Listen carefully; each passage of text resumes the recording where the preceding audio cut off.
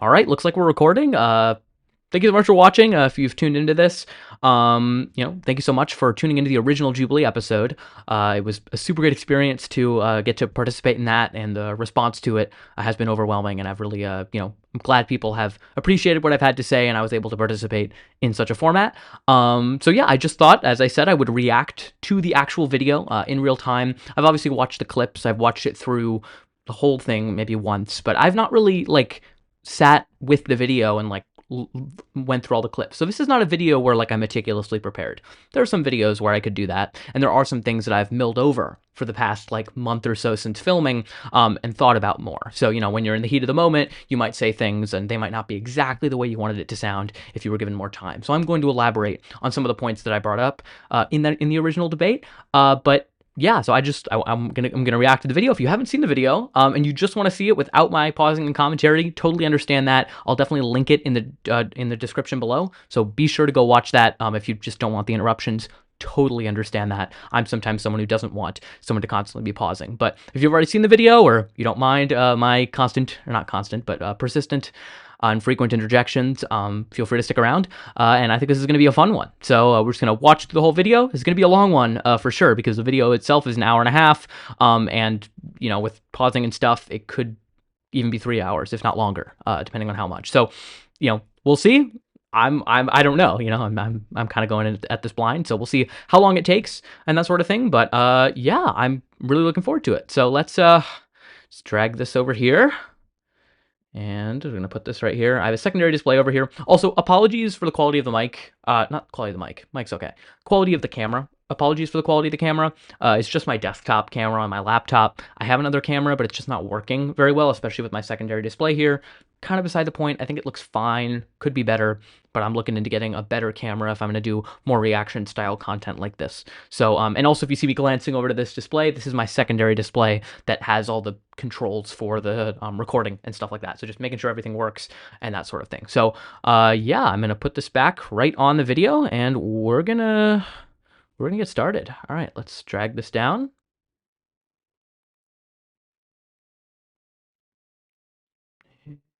There we go. All right, I think that's good, about right. We'll see. I can always resize myself if needed. All right, what's going on here? Can we play?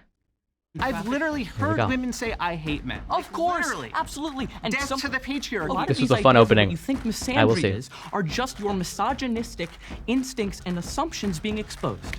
Yeah, so now you're assuming that I'm misogynistic I'm not because assuming. yeah, you are. I'm not assuming. That was not. It's not an assumption. It's a diagnosis. That's what I should have said. You're demonstrating it right now. Really? Yeah. Really? I hate men. That's literally the definition. Do you think he's misogynistic? Yeah, probably.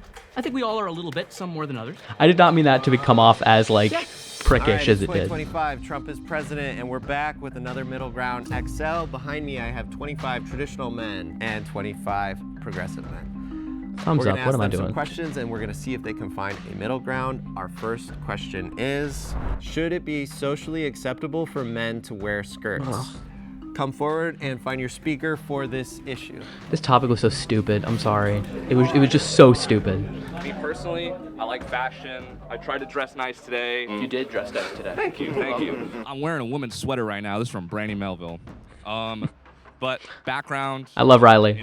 He was great. Culture, He was an awesome guy. Hawaiian men have traditionally worn skirts. We go back to other cultures, Japan, long gowns. Traditionally, men have been seen in history to be wearing the same clothes that women do now, and America is a much younger society than any of these cultures that have dated back thousands and thousands of years. Okay, so first I'd like everyone to take a second and take a look at the fellas and what they're wearing over there.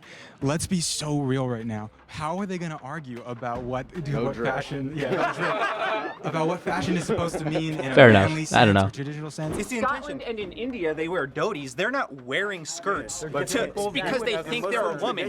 Here in America, that's the reason that they're wearing skirts. Is because they are trying to project that they are a female or the opposite sex or gender fluidity or anything. Ryan, what? And it's just nonsense. No, Again, it absolutely depends. not. It depends on your intention. It depends on your culture. If your intention is to be feminine, right? Obviously, it's not right. I don't want to comment that much because obviously they're going to get into this in the debate, but one thing that I think is important to notice is they keep using feminine as a derogatory term. Or if you're wearing a skirt, you're intending to be feminine, and that's not okay. And that underlying assumption that there's something wrong with being feminine is, I think, the underlying thing here. Now, granted, I think this is a stupid prompt. Now, granted, there were 9 prompts in total. I think you got to see 5 or so of them. Maybe it was 7. I think there were 7 total prompts, and they cut out some of them. There was one that whether the Me Too movement was unfair to men. That was one of the prompts. It was an interesting discussion. And another one that I wish they would have included over this skirt one, which was, do religious men have a higher access to morality than atheist men? I thought that was a really interesting conversation. And unfortunately, they cut that out and kept something like this in. Now, granted, we're going to see, I think Riley did a really good job, but like, what are we doing? Like, why is this the pinnacle of what we should be discussing, is men wearing skirts? It just seems so trivial for anyone to really care about.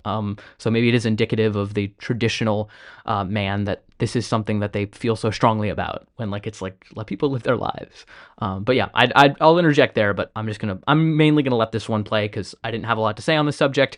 I'm not exactly a fashionista. I'd like to say that, you know, I don't look terrible, but, you know, I'm not the pinnacle of fashion or someone who really centers fashion as something of my identity, unlike someone like Riley, who looks great, you know, definitely has his stuff together in terms of picking out outfits. So, yeah, so I'm going to let this one play mostly, but as we'll see, maybe I'll interject because the guy on their side is is quite something.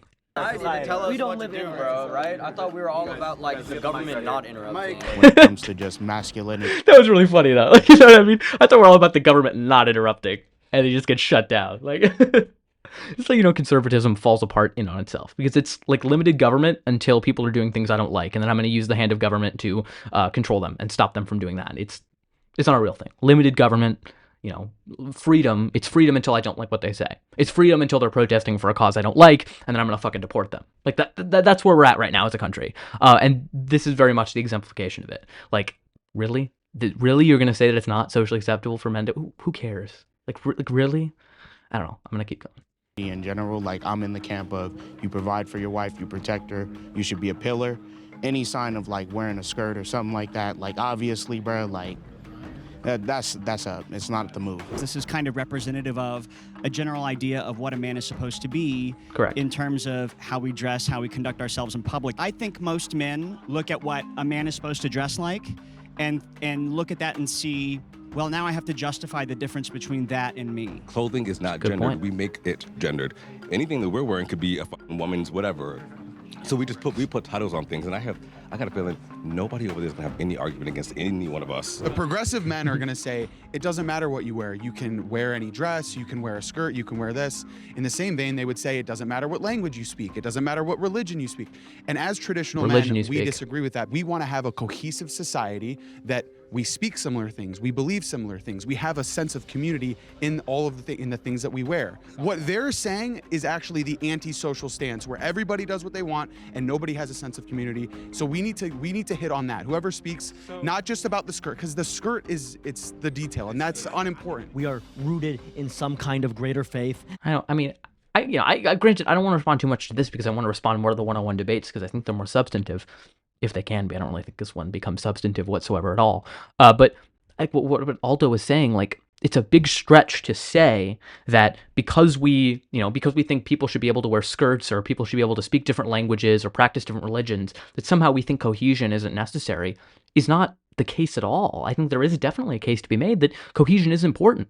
And there's this idea of religious and political pluralism that has kind of been the pillar, or at least the ideal of how our society should function, at least since around the Enlightenment era. The idea that people with differences can coexist in the same area. Now, granted, religion really complicates that because a lot of the holy books say this one's the only one that's correct and any of the other ones are blasphemous and terrible and those people need to die. So, that complicates things. Now, granted, we're not really advocating a religious position as the progressive side, at least most of us.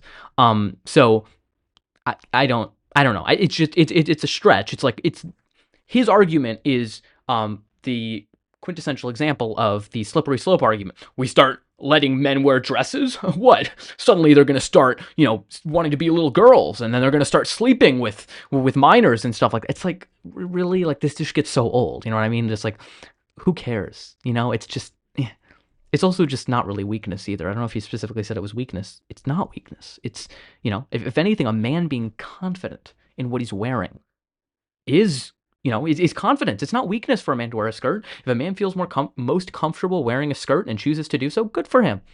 Good for him. That is indicative of a confident man, a confident person, if they decide to wear the clothing that is best suited for them. So I'll continue. Let's see what Michael has to say. Why are you wearing sunglasses inside? I really didn't understand this. This was such a dark shoot. If you didn't know that, it was so dark in there. Like, you can see that with someone's places. The lighting was not their strong suit in this episode. And Michael's out here wearing glasses. Sunglasses. I don't know how he saw anything, really. I don't know how he literally is seeing anything right now, but regardless. That defines masculinity, the man as a role. He is under God, he is serving his family, and he is the creator of his society and the perpetuator of said values. Yo, it's simple, bros.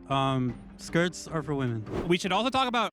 Bro, it's simple. You see, pink for a girl, blue for a boy. Yeah. Like, what type of caveman mentality is this? Like, what are we doing?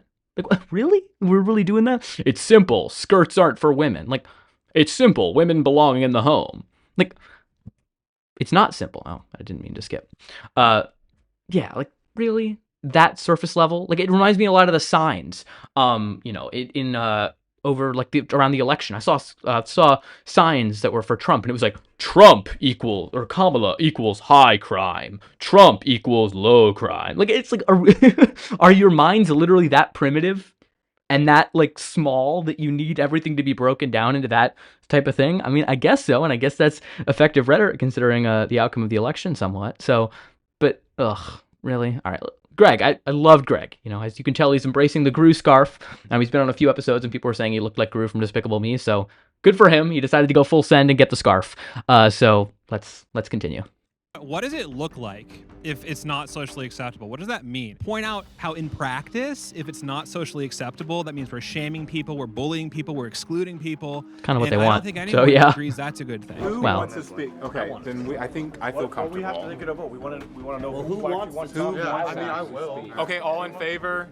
Juma? Everyone for Riley. Who votes for Riley? 1, 2, 3, 4, 5, 6, 7, 8, 9. I think that's already majority. One and done. It is Riley. All right, both All right. sides have chosen. I'm ready for this. Speakers, so let's bring forward Juma. I don't know where I stand. I don't know how I feel about this. So I'm really coming into this with an open mind. Riley has so much drip, bro. Sunglasses. Riley knows how to wear the sunglasses, bro. Michael, they look. Riley's got it figured out. It's socially acceptable for men to wear skirts. You've got 8 minutes to find a middle ground between the two of you. Go for it. Well, I believe that men can wear whatever they want, and pertaining to skirts, particularly, I am a native Hawaiian person. Traditionally, in a culture that goes further back than America itself, men wear skirts. Japan, men wear long gowns. It's not called a skirt though, specifically. I know, it's but else. Again, it's just different Like, cultural I'm Muslim, norms. I wear a thobe sometimes. Yes, but it's like some cultural cats in norms. the military. I've roomed with guys in the military, and they say like I had to shoot the dude in the dress. So it's like, nah, like, do I take it personal? No. That's just according to that group of people, that's what they call it, right? Like, I wouldn't call a kilt a skirt. Okay. No, that's a cultural symbol. What a skirt means in today's society is different. But go ahead, I'm sorry for cutting you off. I mean, yeah, like I was saying, traditionally, cultures that go further back wear clothing only has the meaning that we set to it. So, if I someday decide that your skinnier pants are feminine because I got baggier pants, right? Yeah. Then I can do I get to? I love Riley calling him out for this, because like literally, he's fine. Juma should be able to live his life however he wants. But the fact that he's like coming up here saying presumably it shouldn't be socially acceptable for men to wear skirts, and then has like long hair that's in a bun or has like a ponytail and is wearing skinny ass jeans, like you're not even practicing what you're preaching, bro. Like, I don't know. It's just funny choice is all I'll say. Ridicule you for that? Do I get to outcast you for that? That's just my question. Again, going back. So why is it not socially acceptable? What it represents is that's femininity, yo. Like there's no question about it. And like, that's if bad you're a dude because walking around in a black leather skirt, like you're saying a lot. Like Jaden Smith is one of them cats that was on Vogue. Like like we've seen what a skirt represents as a man. At least in North American culture and even some Asian cultures. Like I've been to South Korea. There are a lot of hyper feminine men out there. Okay. The only thing that I didn't see in South Korea was cats putting on makeup in the mirror. But for some reason, whenever I would go outside, I see hella cats wearing makeups. foundation, eyeliner, all that stuff. It's really weird. Everyone pointed this out in the comments. It was very strange. I had trouble following it. You'll see me in the back right there. I had a little trouble following when he's saying cats, because for a second I thought he was talking about women, because I know cat fight can refer to when two women are fighting, but I finally figured out he was talking about men, but then I thought he was talking about cats, like people who are dressing up as cats. I don't know why he said that. Just say men, which is I think he meant just guys. Regardless, you realize how he never connects it being feminine to it being bad. It's an assumption that they just have, that men embracing something that is considered to be traditionally feminine is bad. It's apparently so obvious to them and so self-evident that they don't even have to elaborate on it. Saying something is feminine is to say that it is less than, is to say that it ought to be looked down upon. It should not be societally acceptable for men to engage in. So I just want to point that out. They never make that connection because it's so implicit in how they think. So we'll continue. But, at least from what I remember, I'm going to be honest, I wasn't paying super close attention to this because I think it was a stupid prompt and there were better things we could spend our time talking about. But from what I remember, Juma never really, made that connection. Never, expanded upon why something being feminine means is wrong. He just assumes it to be so. So femininity is negative?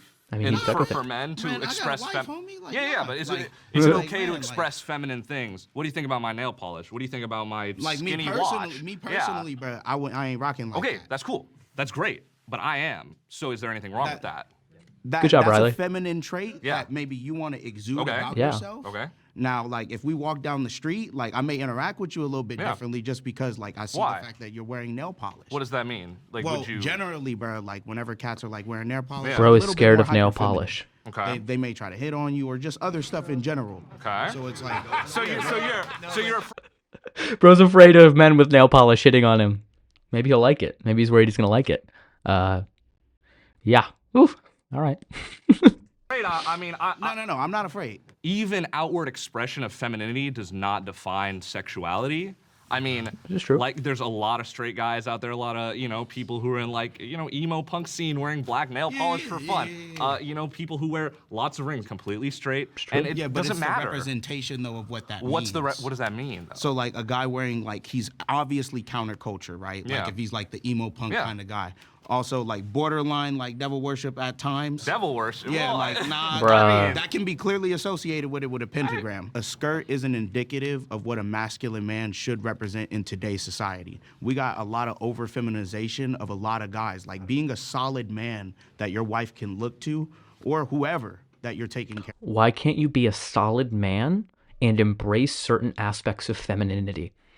That's the problem here, is he's making this assumption that if you embrace any traits of femininity, such as wearing a skirt, talking about your emotions, having close friends who you're intimately, emotionally intimate with, all these things apparently makes you less of a man.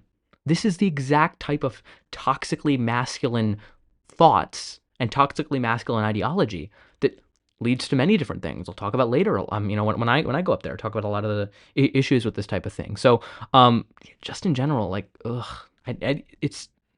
I don't know. I mean, it's not surprising as you see the rest of the episode, but it's a bit disappointing to hear those things. So we'll continue. Can look to and be like, yo, that's my pillar. If something going wrong in my life, they got me.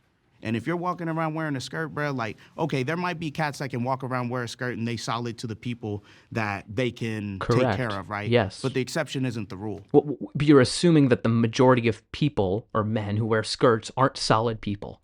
Here's a really good argument as to why potentially they're solid people. Now, granted, I don't think it has any bearing on if they're solid people. I think people being solid and being good people and being confident people is entirely separate from whether they choose to wear a skirt or wear a dress. These things are entirely unrelated. But if we want to make an argument on that basis, I don't think it works in his direction. The reason is because if a man, as I talked about earlier, if a man chooses to wear a skirt in today's society, proudly wears a skirt, that's confidence. That is going against the grain. You're going to face a lot of backlash from individuals like him, like those on the traditional side. So that seems like someone who's strong, who's going to be who's going to be confident in the face of in the face of dissent, in the face of people looking down upon them potentially.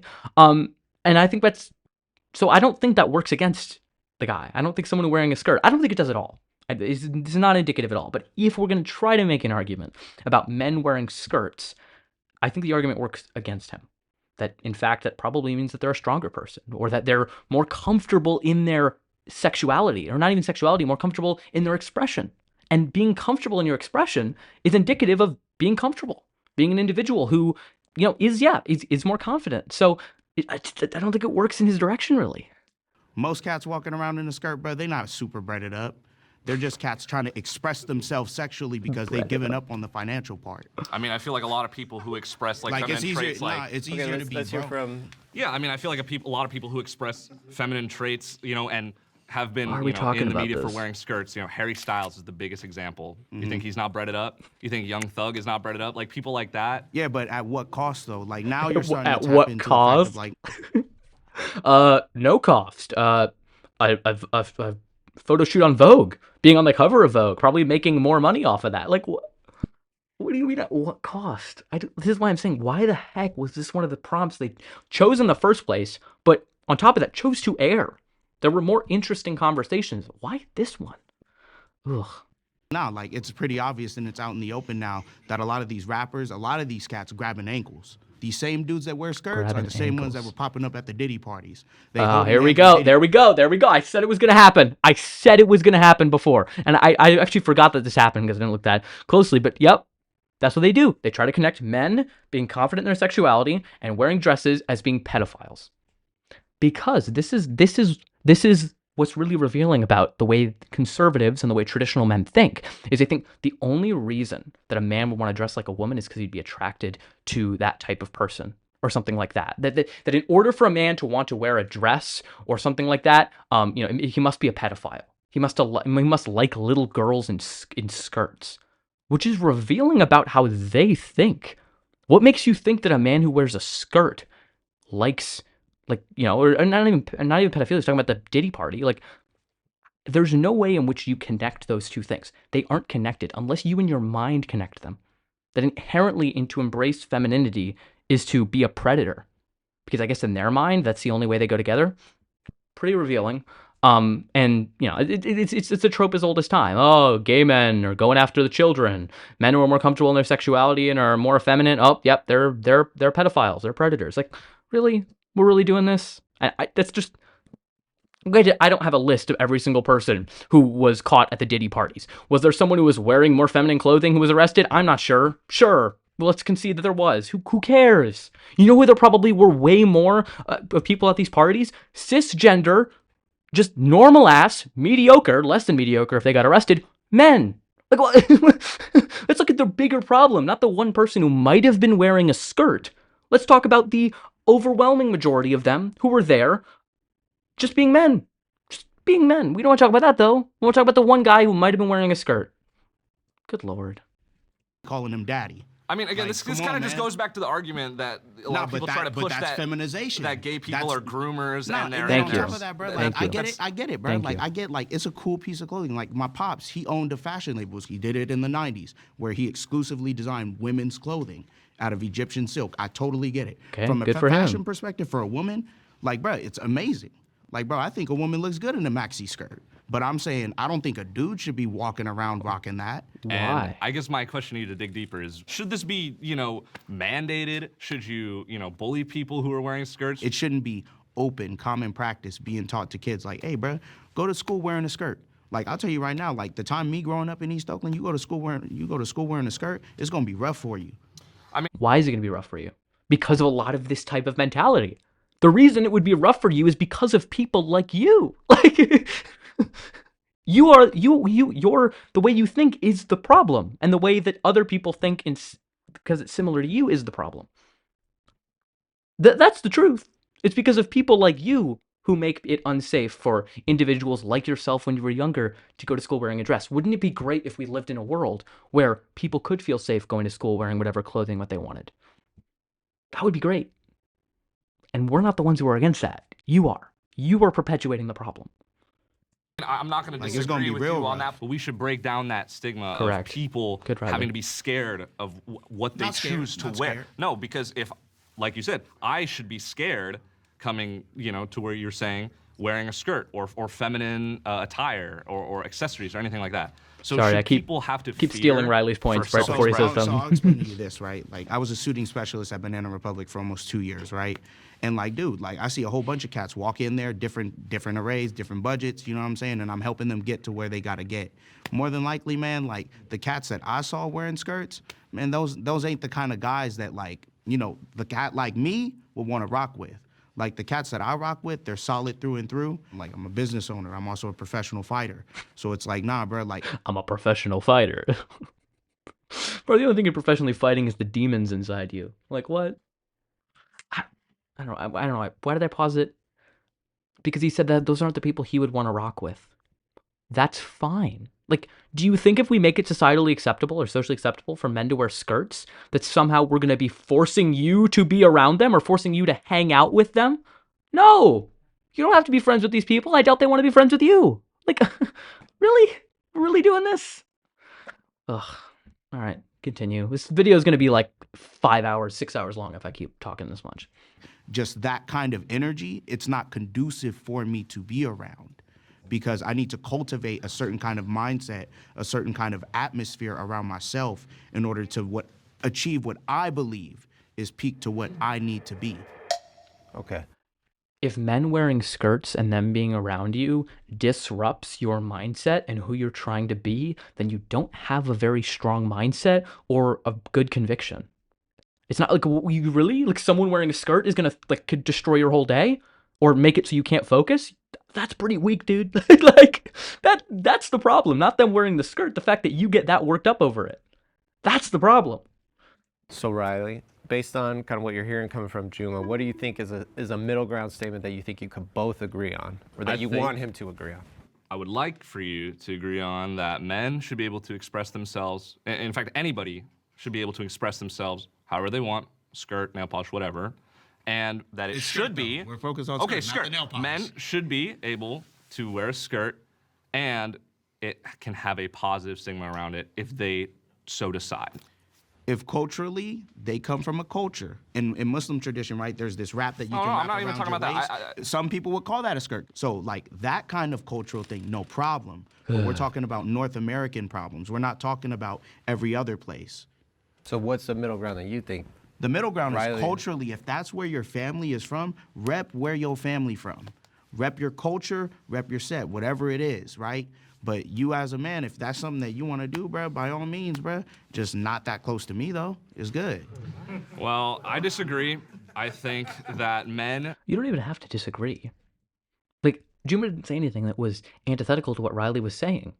Like, if you just said rep your culture, rep where you're from, rep what you want to rep, wear what you want to wear. That's all we're saying. You don't have to choose to be around those people. But existing in a free society, which is presumably what these conservatives and traditional men say that they want, ultimately they don't. They want control, obviously. That's how it's going to work. There's going to be people who do things that you disagree with. There's going to be people who make life choices and make decisions that you don't understand, and that's fine. And the reality is you're just going to have to learn to coexist with those people in the same society. That's called being an adult. That's called existing in a society with other people. So no one's going to make you hang out with these people. All we're asking is that you respect their freedom to dress as they want, and maybe don't, like, call them the F slur. That's all we're really saying. Should be able to express themselves however they want, and that's it. I don't think there should be any, especially clothes. But what I'm hearing is, even if you don't agree that it should be, that you think it's socially acceptable, I have heard you say that men should be allowed to wear skirts if that's how they want it. You know, if that's what they want to do. If that's what Brett wants to do, by all means. But I'm saying from, like, a cultural, religious perspective, it's not conducive to what a good nation trying to bring stronger individuals into the world should be doing. See, there's like there's a background to this. It's not because you just don't like the clothes, right? What do you think? Like, I don't understand that you think it makes someone less of a man, less masculine, and that in turn makes them weaker for wearing a skirt. In North American culture, I do not believe that it's acceptable for a man to wear a skirt. I'm not going to find a middle ground in between on that. I'd like to propose that it's okay for a man to wear whatever he chooses. If that's what you believe, I respect you enough to agree with you on that part. But me personally, like you as an individual, if you want to do that, by all means, bruh. But why don't you let everyone else do not that? for North American culture. It means something different here. And why is it is about that you saying that that doesn't work as a middle ground statement? No, we're not going to find a middle ground. Okay. I think we can leave it at that. We gave it a good try. Shake hands and let's. Well, that was a waste of like. Handle your business. That was a waste of 12 minutes. We did not find a middle ground in that last prompt, but thank you to Juma and Riley for giving it a try. We're going to move on to our next prompt, which is, does society need more tradwives or girl bosses? Ugh. Who can define these terms? Thank you. That's the point, Ryan. Like, why were those the words that were used? Really? We're going to use those terms? Does society need more women in the home or women at work? That's a way where you could say that without using this weird language. I mean, if anything, it's clickbaity language. It's designed to get people going because these words are incendiary. You hear of a girl boss, there's all these assumptions. You hear of a tradwife, there's all these assumptions. I don't know, it's just, whatever. We'll continue. There's going to be a lot of this. Boss is like a girl who like slays the house. She's independent, bro. She's her own boss. You know, she don't need a man. And the tradwife is what? Traditional. Is like a woman who's like, I gotta cook and clean for my husband. Girl boss doesn't necessarily mean. Why is the lighting so horrendous in this? Can we just take a moment to appreciate that I literally can't see Steven's face right now? Jubilee, what are we doing? Like, 10 million subscribers on YouTube. Y'all can't figure out how to get good lights? I'm sorry. I appreciate the opportunity of being to go on, but why can't I see his face? It's ridiculous. Going out and being a CEO or doing whatever, it's just an empowerment of doing what they want to do. Being able to choose that, you know, the best choice for that relationship is to stay at home and take care of a kid, whether that's the man or the woman or whoever in the partnership, or to go and work. I don't care if she's traditional or trad. She's got to follow my program and my rule as a man. Ick. And what I'm saying is, Ick. she can go Ick. and be a boss at the job, but when she comes home, she's going to take that shirt or hat off, and she's going to follow my lead, and follow what I have to say, because I'm the man. She's got my name. Run. She's got my ring. She's under my roof. Even they disagree with that. No, yeah, of course. No, it's all respect. No, yeah, of course. As far as traditional wives, I mean, my wife. It's all respect with you guys, but I don't respect my woman enough to let her have autonomy. You guys, it's okay if you disagree with me. If a woman disagrees with me, she's a bitch, she's, you know, out of control. These women need to be taken care of. But all of you men who disagree with me, it's fine. Like, bro. Wife kind of fits that mold. She does work from home, but I was in the military for over a decade, and so I was the sole provider, and she would stay at home and raise her kids, and that's just really worked for us. So I also have a 16-year-old daughter that I'm also raising to be a traditional wife. Ugh.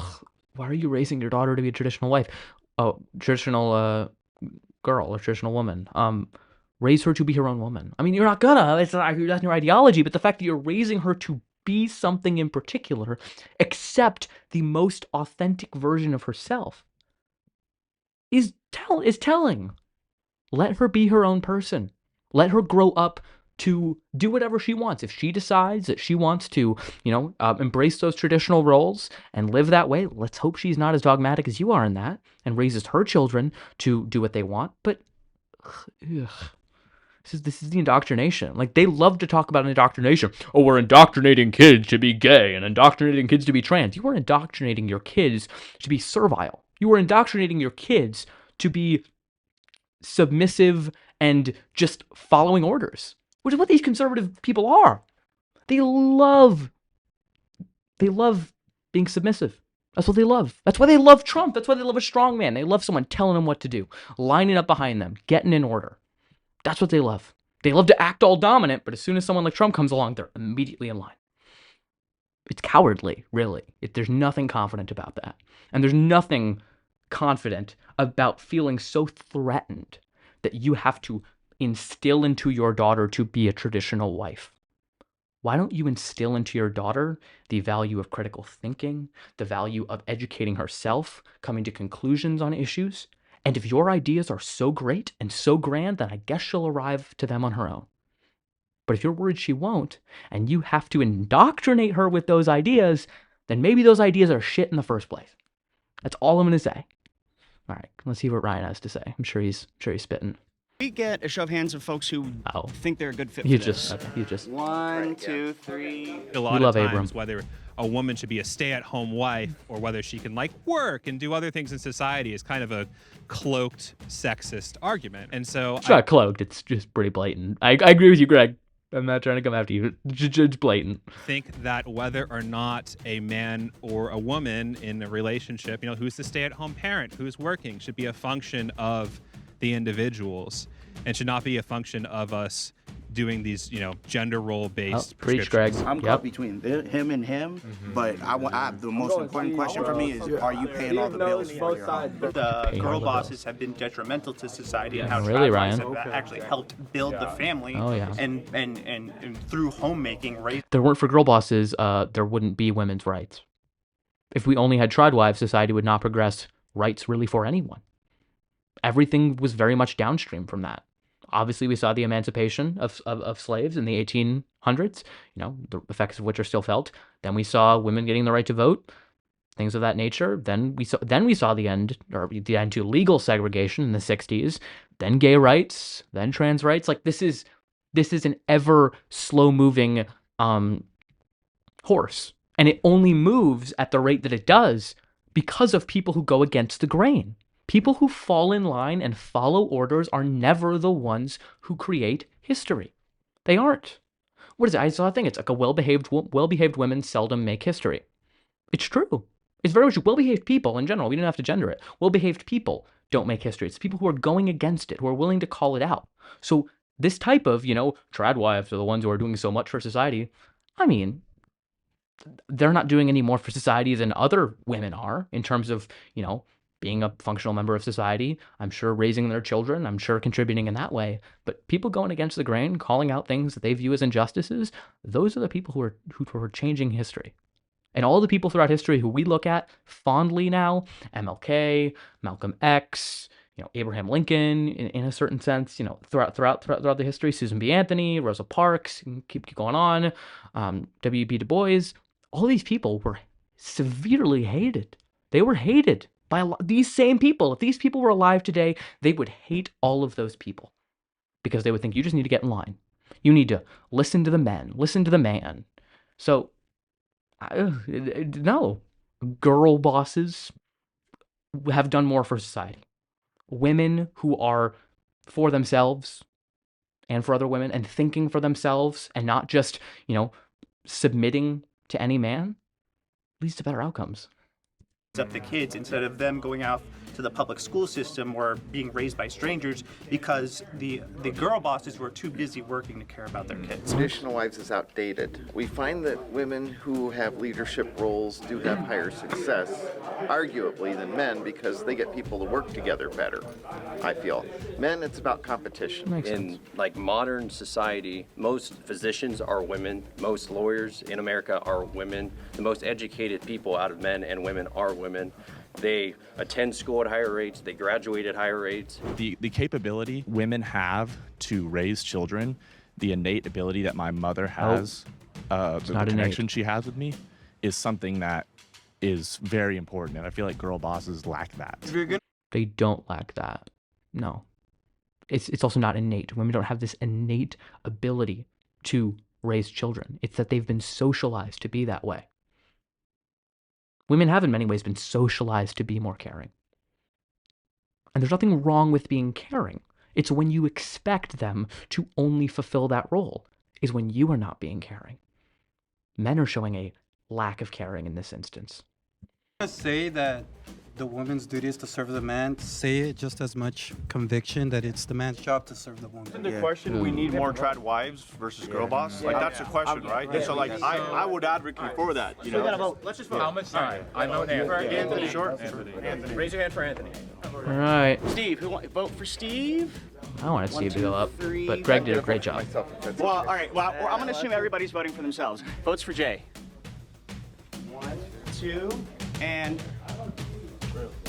1, 2, 3, 4, 5. Thank you. Yeah. All right, there we go. It's All right, both sides have chosen a speaker to debate this prompt. So let's bring forward Anthony and Greg.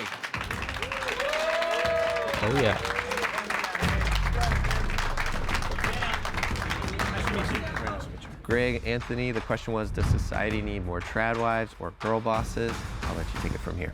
I definitely think that society needs more tradwives. Putting women in the workplace is actually a failed feminist movement, which minimized wages for men, and then it gave the government free control over it. I love how he gets fact-checked immediately. Did I fully read this one? Men again.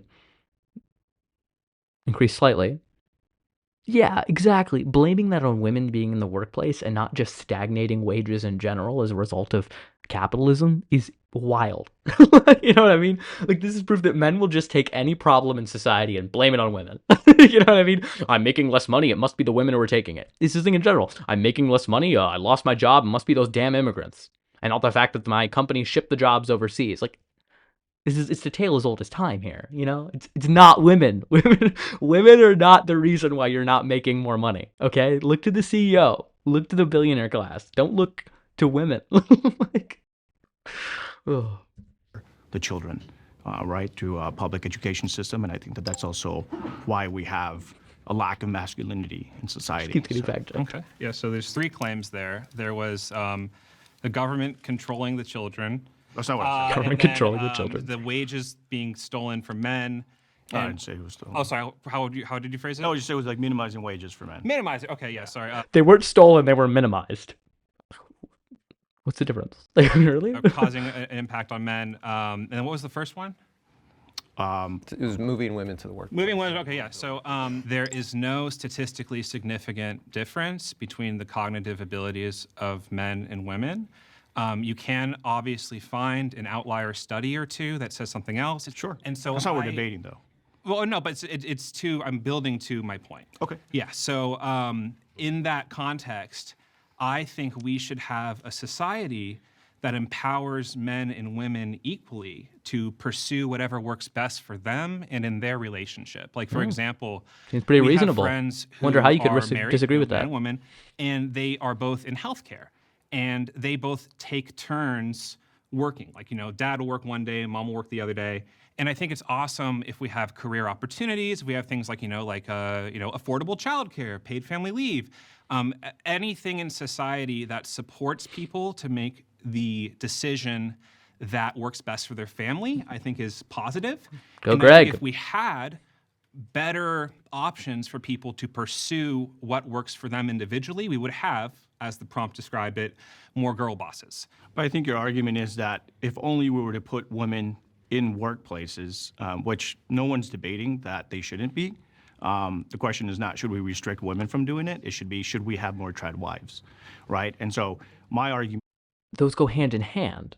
Saying that we need more tradwives is restricting women from the workplace because there are a certain number of women who you apparently think ought to be in the home and not in the workplace. Like, where are you going to get these women? You're going to fucking get alien women come from not from Earth, And, like, what? Is that there are studies that show that having, and I can speak personally, I've been married for close to 20 years. Did you see that sleight of hand? I don't want to pause too much because I know it can get annoying, but I just want to point out, he said there are studies that show, and I can speak to this firsthand.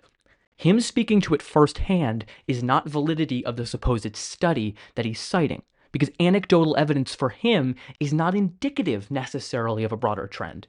He never cites the study because the study doesn't really exist, but we'll get into that. I was in the military for a little bit over a decade. I worked, I provided. That's worked for me. That's worked for my parents. That's worked for my grandparents. That's why we're traditional. We carry down these traditions from family to family. And so we see that our children are thriving. I see that my children have a mother at home that loves them and is able to be with them for their school events or for sporting, things like that. And it's worked for us. So, the question is, do we need more girl bosses? Do we need more women away from their children? And I just don't think that. See how he phrases that? Do we need more women away from their children? As if it's a woman's responsibility inherently to be with her children. You would never ask the question, do we need more men away from their children, when it's asked if we should expand men's career opportunities? If we ever see that, there's an initiative to ensure that more men are able to work in a particular field or have higher wages. Well, have you really thought about whether raising the pay of construction workers is going to lead to more men entering the field and being away from their children? We never hear that because it's ridiculous. That would be ridiculous to claim that. But we always hear it in women. Oh, we can't encourage this job for women because then they're going to be away from their children, which is their natural responsibility as mothers. Like, dude, get out of here. Greg was right. It just comes from sexism. It's just a misogynistic argument. That's what it all boils down to. That's what we need more of.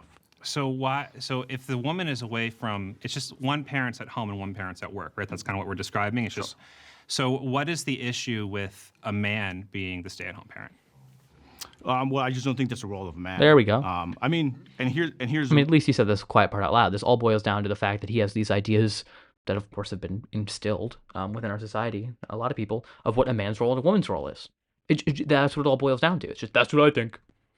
Here's the reality. My wife and I both work from home. I'm out in the field a lot because I'm an independent journalist, so I do travel a lot more for work. Right. But we both work from home, and that's actually great too, because then I also get to partake in a lot of the things that, we do. So if like my kid has a sporting event 2 p.m., I'm not stuck in the office, I'm able to do that. But going back in where I was deployed for months at a time and having my wife stay at home, I think that it would have been detrimental that not only do my kids have a deployed parent, but they also have a mother that's stuck at work 8 to 5.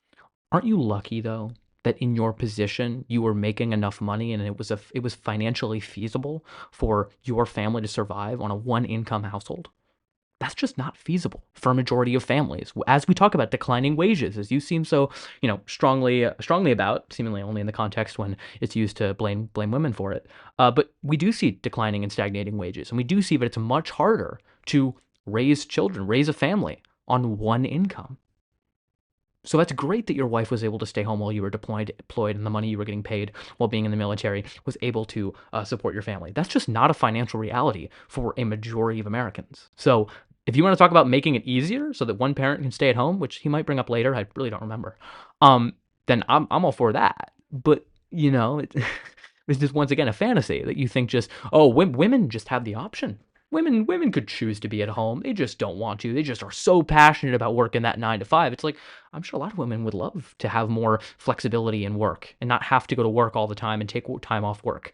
They just can't because it's just not financially feasible, as I said. So. 5. Well, definitely. I think that I think we're not necessarily disagreeing there. So what you're describing is, in your situation, it made the most sense to have your wife be a tradwife, right? I'm a millennial and I feel silly saying tradwife. It's not my verbiage. He doesn't feel silly because he loves to use the term. Would you agree that it makes sense for us to have those cases where it might make more sense for there to be a girl boss to allowed to happen? Do you get what I'm trying to say? Sure. Like I think what your argument is that we probably live in a society where women also have to work, and so what I'm saying is, yes, I have a personal bias of why my wife should stay at home, but also there's studies to show that women that tend to stay at home with children tend to have a happier family. They tend to be able to have less divorce. So yeah, I mean, they talk about this in the fact check. Rates, for example, as opposed to two. So first off, lower divorce rates does not mean the family is happier. That might just mean the woman can't leave. Think about that. Interesting. Do you know that child marriage has some of the lowest rates of divorce? I wonder why. So I think this idea that somehow these marriages, they just, they don't end, therefore they must be happy. No. Maybe the woman is not able to leave because she is financially dependent on the man. This is the reason we see higher rates of divorce. I believe this is true. Now, granted, I haven't looked at the study, but it seems plausible to me that we do see higher rates of divorce of women who are working. And it's because they have the freedom to do so. They are not financially tied to a man. They can leave. So, in a way, this idea of I want my woman to be in the home because then she's entirely dependent on me and then she can't leave me. Red flag. Seriously. It's a Harvard research study found children working moms. Yeah, it's true. Children of stay-at-home moms. Pew Research, stay-at-home married mothers are 5 times more likely to live in poverty than married mothers who work. I mean, that makes sense. You're making less money. You're not making money. It makes perfect sense why that is happening. People that are usually always at work and they rarely see each other, they rarely spend time with their kids. There's also some studies that show that kids do better in the long run when they have a parent that stays at home, for example. What's interesting. Found early maternal employment is not similarly associated with later children. Yeah. Birds keep getting fact checked over and over and over. It would be interesting to see if it would be possible to fact check people mid-debate. I realize you run into a lot of problems there. Maybe just like 5 minutes after it goes over, you just go over and rehab the conversation. Because this doesn't do much good when Anthony just keeps bringing up over and over, yeah, but studies show, when studies in fact do not show. So granted, I don't know the solution to that. Maybe the solution that I suggested would just make things worse, but it's a bit annoying when he keeps saying studies show, and he just keeps getting fact checked that studies in fact do not show. Is regarding studies on stay-at-home parenting. On the census, an at-home dad is defined as somebody who has not been in the workforce and not made money over the past 52-week period, over the past year. And so when you look at studies of stay-at-home dads, you miss out on things like, as you mentioned, people who do remote work or people who work part-time. And so I am not as confident as you are in the sort of evidence base for this claim that, you know, stay-at-home dads are somehow detrimental compared to stay-at-home moms. I believe it was the American Psychological Association put out a statement on this where they said that as long as it's a stable, loving household, that's the most, you know, that's kind of the highest bar you have. But before we go to middle ground, I just want to point out that also a lot of the things you're talking about, the studies, in terms of like, oh yeah, kids do better when they have a parent in the home. Even if that were the case, it wouldn't be because there's a woman in the home. It would be because there would be someone with the kid, one of their parents with them more often. And what is a predictor of being able to have the flexibility to be with your children? Economic mobility, economic realities, having more money.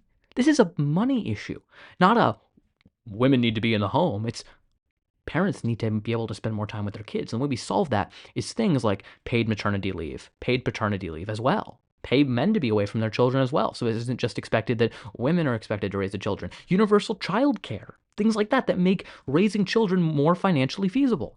That's the solution here, not telling women, you have to be in the home. It's no, make it more financially feasible for women to choose to be in the home or men to choose to be in the home if they want to. If your ideas are so good, why do you have to force other people to do them? That's what I'm saying. Give people the most freedom possible. And if your ideas are the best one, then I guess they will win in the marketplace of ideas. But if you're worried they won't, and you have to force people to succumb to your ideas, then maybe they aren't that good ideas. So I'm just gonna pause you because we're out of time, so I want to push you both towards offering a statement that you think both of you would agree on regarding tradwives and girl bosses. Would you agree that in a circumstance where it makes the most sense for that family to have a girl boss, we should facilitate that? I don't agree with that just because what you're almost claiming is that the family can only be successful if the woman is a girl boss. Oh, no, that's not what I meant to claim at all. I must not. What he did claim at all. Anthony so heard what he wanted to I'm hear. just trying to say, should we look at people as individuals and look at individual circumstances and then have people do what makes the most sense for their individual circumstances instead of making these broad kind of gender-based prescriptions where it's like, but he you are wants a to woman, make so you should do this, you are a man, or as you do in your own life. It sounds like your situation is not exactly a traditional situation because you are considering your personal circumstances, your personal strengths. But also studies back that, right? So that's what I was saying, less divorce rates. And then if you want to get into like the intricacies. Which studies, Anthony? Like he never mentions a study, and all the studies that he mentioned, he was fact-checked before. This is why it's annoying when you're just able to lie until the episode gets published and it doesn't affect the rest of the debate. But like, you know, a family that goes to a church every single week has a 50% less chance of getting divorced, right? So okay, let's go back to that fact check. That goes to a church every single. First, American Enterprise Institute. I'm not saying that just because it's come from them that it's wrong. So it's not the genetic fallacy that somehow we should just completely disregard it. American Enterprise Institute is questionable, to say the least. You can look into them. Just because there is a lower divorce rate doesn't mean the relationship is healthier. I say this as a child who is a product of 2 divorces. 2 times. My biological parents got divorced when I was 2, and my dad and stepmother got divorced when I was about 16. Neither of those were very healthy relationships, and it was good that they split up, and it was good for me as a kid that they didn't stay together. So, it is true that it's likely that there's a lower divorce rate, And I don't think it's because the relationships are healthier necessarily. It's because parents who potentially should leave, should split up for the benefit of them and the children, choose not to, because this covenant of marriage is sanctified by God and their religious tradition, and they're doing something that is sinful and awful, so they just stick through it, and everyone gets more hurt in the process. So this doesn't prove what he's trying to prove. It just means that people aren't getting divorced, who probably should be getting divorced. A week has a 50% less chance of getting divorced, right? So it's just a little, I guess, difficult to come to the realization of like, it's only if a girl boss was there, right? Because I mean, that is that question after us. Should we have more girl bosses? Not should we allow women to work, which is all part of lawful, way of doing things. This is lawful. The lawful way of doing things. It's legal. It's legal. Is that the only reason you're cool with it? You know what I mean? Like, he's like, guys, it's legal. It's fine. Like, so if it was illegal, you'd be on board with that? Is the law the only thing that's stopping you from saying, we shouldn't put all women in the home mandatorily? So I guess I'm just kind of having a hard time with that middle ground. Yeah, what would yours be? I think the conversation I've had with a lot of people, progressive men, is that they think that traditional men are just strictly against women working, period. And that's just not my view. I think that the rights are there. My wife works, right? But she works from home. And it doesn't really interrupt the household, But you see, this is here. I want to see, this is interesting. His underlying statement there is, my wife works, but it doesn't interrupt the household, so it's okay. The underlying assumption that he's not stating is a woman's primary responsibility is to take care of children, and if it's going to in any way interrupt the children by her working, it's her responsibility as a woman to take on that burden and solve that, not the man's. Once again, he already said it. He said it's not a man's role to stay at home. So you do think women should be at home. You don't think women should work. Like, this is not, he's saying, like, oh, I don't, they have the right to. Like, that's such a weak argument. You're saying that, yeah, they do, but I don't like it. Okay. I'm glad we're on the same page here, I guess, about what you believe. I think I have an idea. So what about we should make it easier for a family to have a girl boss if that works good for the family? Does that make sense? Or let's flip it and let's make society easier so that the male can work and provide for his family on just a sole income without having to put two working parents and seeing their children off. You know what encompasses both of those? Sure. So what I'm hearing is that we both have different ideas about what works best for a family. So maybe a middle ground statement would be, we should structure society in terms of our policies, our safety nets, things like that. So whatever works best for a family is available to that family, whether that's a trad wife or a girl boss in the household.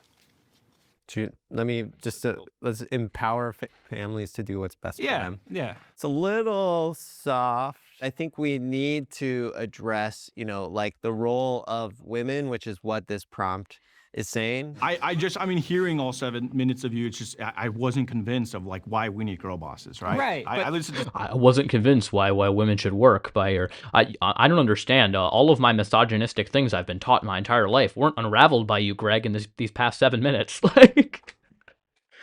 I really admire Greg. I will say, I really admire his ability to work for middle ground. As you'll see with my next segments, a little bit of me felt like I played to the camera and it wasn't as much about understanding because frankly, I don't know how much understanding I'm going to get through to someone who's sitting there in front of me. It was mainly for the people who are watching, but I admire Greg really trying to go for middle ground here. And he keeps getting rejected and turned down over and over by Anthony. But regardless, I think him extending that olive branch is admirable and something that I could have done more of in this episode, as you will see.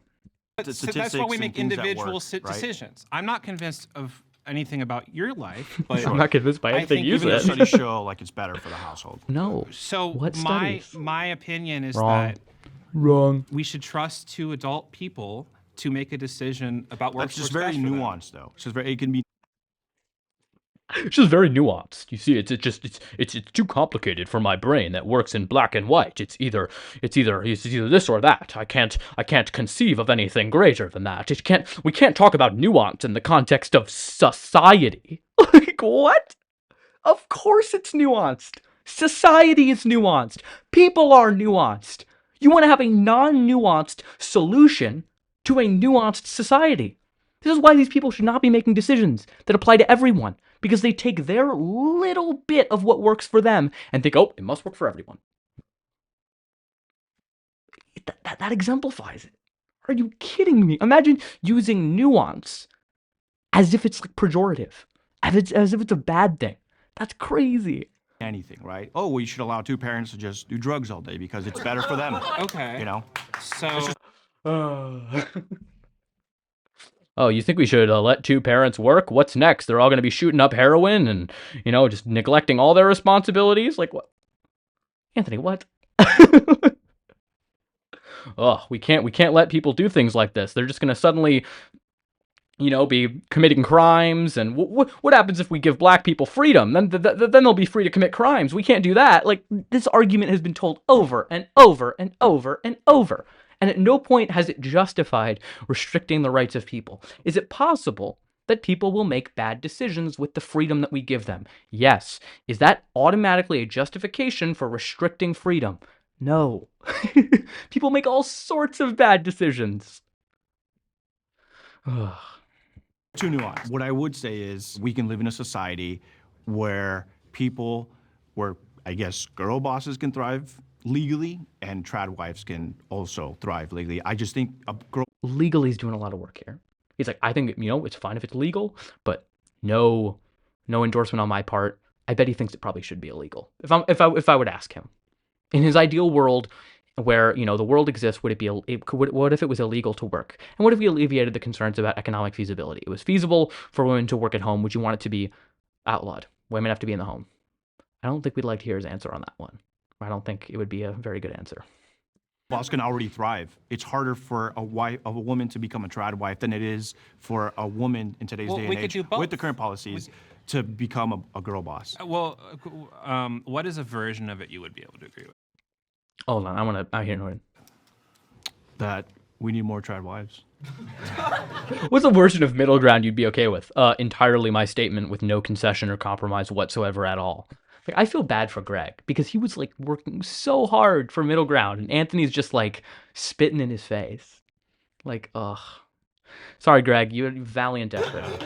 You're not giving us anything, Anthony. Yeah. Exactly. I'm trying. I'm working pretty hard here. I think we'll just have to. We didn't find a middle ground statement for this one. Yeah. We didn't come to an agreement, but I like your facial hair. Thank you. Okay. I like your groove. All right. Nice to meet you, man. Very nice meeting you. Yeah. And thanks for your service. Yeah. What a guy, Greg.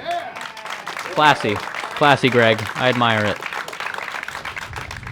Hey, before we go any further... All right, we're skipping this. I don't want to hear their ad. Go away. No, thank you. Not interested. Thank you, Greg. Thank you, Anthony. We didn't find a middle ground in that question, but we're going to move on to our next question, which is, are depressed men weak? All right. I would definitely say that depressed men are weak. I was heavily depressed. I'm a cancer survivor. And with that came clinical depression, anxiety disorder. I gave up on life. I didn't want to live. And that's because I was weak. Coming out of that, I'm stronger than ever before. Bless you for that, brother. You got through that. But what I'm saying is, ultimately, the depression part of it is a weak mindset. Right, yeah. So that is weak. Like So when your family false. member dies, like you definitely have times, but like you shouldn't like label yourself as I'm a depressed person. It's like I'm going through like a sad state right now. Like it's tough. The amount these people don't know the difference between being sad and being clinically depressed is wild. Like, they just don't think there's a difference. They think depression is just being sad sometimes, which just couldn't be further from the truth. Times, but you gotta pull through it, and that's what we all agree on. Is that being strong means coming out of that, right? And not like, because like killing yourself is the weakest shit to do. That type of sentiment saying that like men who have depression are weak leads to men killing themselves. So I want to push back against that. There are so many studies that show that men who hold those types of views are more than 2 times as likely to kill themselves. So I looked up that study beforehand. It's true. I can link it to people if they're interested. Both sides will agree, yes, being depressed is weak, but they're going to say it's okay to be weak. And I think that we should say it's not okay to be weak. Because as men, as a traditional men, it's our job to be strong even when we feel weak. I don't agree with that. That needs to be said. Anyway, I think... I feel bad for Michael. I talked with Michael a bit at lunch. He's a cool dude. He is behind enemy lines, I will say. I don't know. I wish the best for him, you know. Oof. I don't agree with that at all. I am a gay man, and my experiences within the gay community and the depression that I've gone through is a completely different perspective from a straight perspective. But my ability to fight through that and to stand and the things that I've overcome have made me really strong. I've struggled with depression myself. I have ADHD, I'm neurodivergent, and that does predispose go, you Chad. to depression, anxiety, and other things. Chad was Despite awesome. that, I don't feel weak. I was a former top cop. I was the youngest cop in my state. I teach women how to beat up dirtbag men. So I don't feel weak despite having those struggles with depression and anxiety. It causes men to have this complex that if they aren't enough for their family, if they're not enough for themselves, then who are they going to be enough for? Why are they even here? If you let your depression win, you're weak. So you could be depressed, but you still go through life. Like if you're just laying in bed all day, then yeah, I would say you're probably weak. But coming from like a biblical standpoint, it says that the righteous man falls 7 times, but he gets back up. You will fall, and so that's okay, but get back up. So yeah, that's what I would say. Do we want to speak to that? Two different ways to argue this. I think that we have one who studied it, is very intellectual about it, and is very passionate about Thank this you, case. Kino. And we have Appreciate another study it. where this person is traditionally gone through a lot of masculine things, so showing their masculinity, and very much so gives that example of depression does not make you weak. Chad, raise your hand. Oliver? 3, 4, 5, 6, 7, 8. Okay, sounds like we have a clear winner. All right. We're still working it out. We're so good at this. Thank you. If only we could win elections like this. I love that. Both sides have selected their speaker, so let's bring forward Alex and Oliver. I don't know what was going on with my hair. I'm sorry. My hair does not look good, at least in that one shot. All right, so the question is, I even tried to do it well. Ugh. And weak. I'm gonna let you guys see if you can come to a middle ground statement. You've got 8 minutes. Go for it. I'll let you go. Okay, sure, yeah. So, I'm coming from the perspective that I don't think that depressed men are weak. I think that depression is something that needs to be taken very seriously, and I think that statements like depressed men are weak are exactly the kind of rhetoric that perpetuates the problem, that leads to people being stuck, including myself, experienced with depression, being stuck in this type of rut that you can't get out of. And the moment that I kind of like acknowledged myself, what other people were telling me, but I was really like, oh my God, am I a weak man? Am I, somehow lacking in some sort of way? The moment I, put that aside and just was like, no, depression is a mental illness. Once I, got past that and, got the help that I needed, it was really the moment that I started to emerge from that. So I think that that type of statement is part of the problem and something that I want to push back Okay, against. but what you would say is staying in a state of depression, I would consider that weak, right? Depression in and of itself isn't weak, but when you label yourself as a depressed person or you let that win you over, that is weakness. So I would disagree because I think it's important to define problems as what they are. We don't solve cancer by not calling it cancer. We acknowledge that a problem exists, and how we respond to that is very important. But I don't think saying we shouldn't call people depressed because then they'll know that they're depressed or that they'll rot in that sort of state. No, but is I'm bad. saying like labeling yourself as a depressed person. Like saying that is part of my identity. If an athlete is injured in that second, I think he's weaker than he normally is. That doesn't mean he's weak overall, but in that second, yeah. Is it weak to say that he's injured? Is it weak for him to claim, I am currently injured? I want to get better, but I'm currently injured. No, but he's weaker. For sure, people are definitely in a weaker headspace. Right. But I think, and maybe I'm putting these like prescriptions onto this idea that aren't correct. So when I hear the claim, men who are depressed are weak, I think of, oh, they're less manly. They need to get over it. They need to power through and grit. And it's I heard this from someone who was over there from your side. It's a weak mindset. It's a choice type of thing. And I reject that. And they're all nodding in agreement, of course. Because it is a clinical diagnosis that people receive when they are depressed. We all go through states of depression. I think no one here would argue that you're never going to be in a state of... This is I'll talk about this in a second, but it's the problem with words. Saying, oh yeah, I'm in a depressed state, or I'm just feeling a bit down is not the same thing as having clinical depression. Depression, right? Things happen where you do feel depressed. There's depression and then there's people who describe themselves as being depressed. I think it's important to separate those two because you can feel sad. Of course, everyone feels sad. Everyone has mood changes. Depression is clearly defined as persistent, like feeling bad regardless of the things that are going on in your life, even when things are going well. Right, but I don't think the prompt was saying that depression makes you less of a man because I'm weaker, right? Sure. I'm in a wheelchair. Yeah. a squirrel could beat me in an arm wrestling match, right? I don't think anyone here would say I'm less of a man. Sure.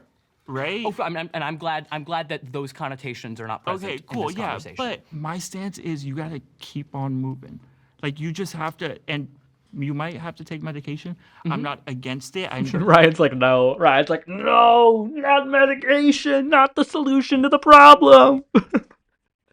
Oh, Ryan's interesting. I can't wait to get to our conversation. Pretty sure some people on my side are gonna be against taking medication, but I'm glad they're not up here. You have to do what you have to do. But I feel like society most of the times is okay.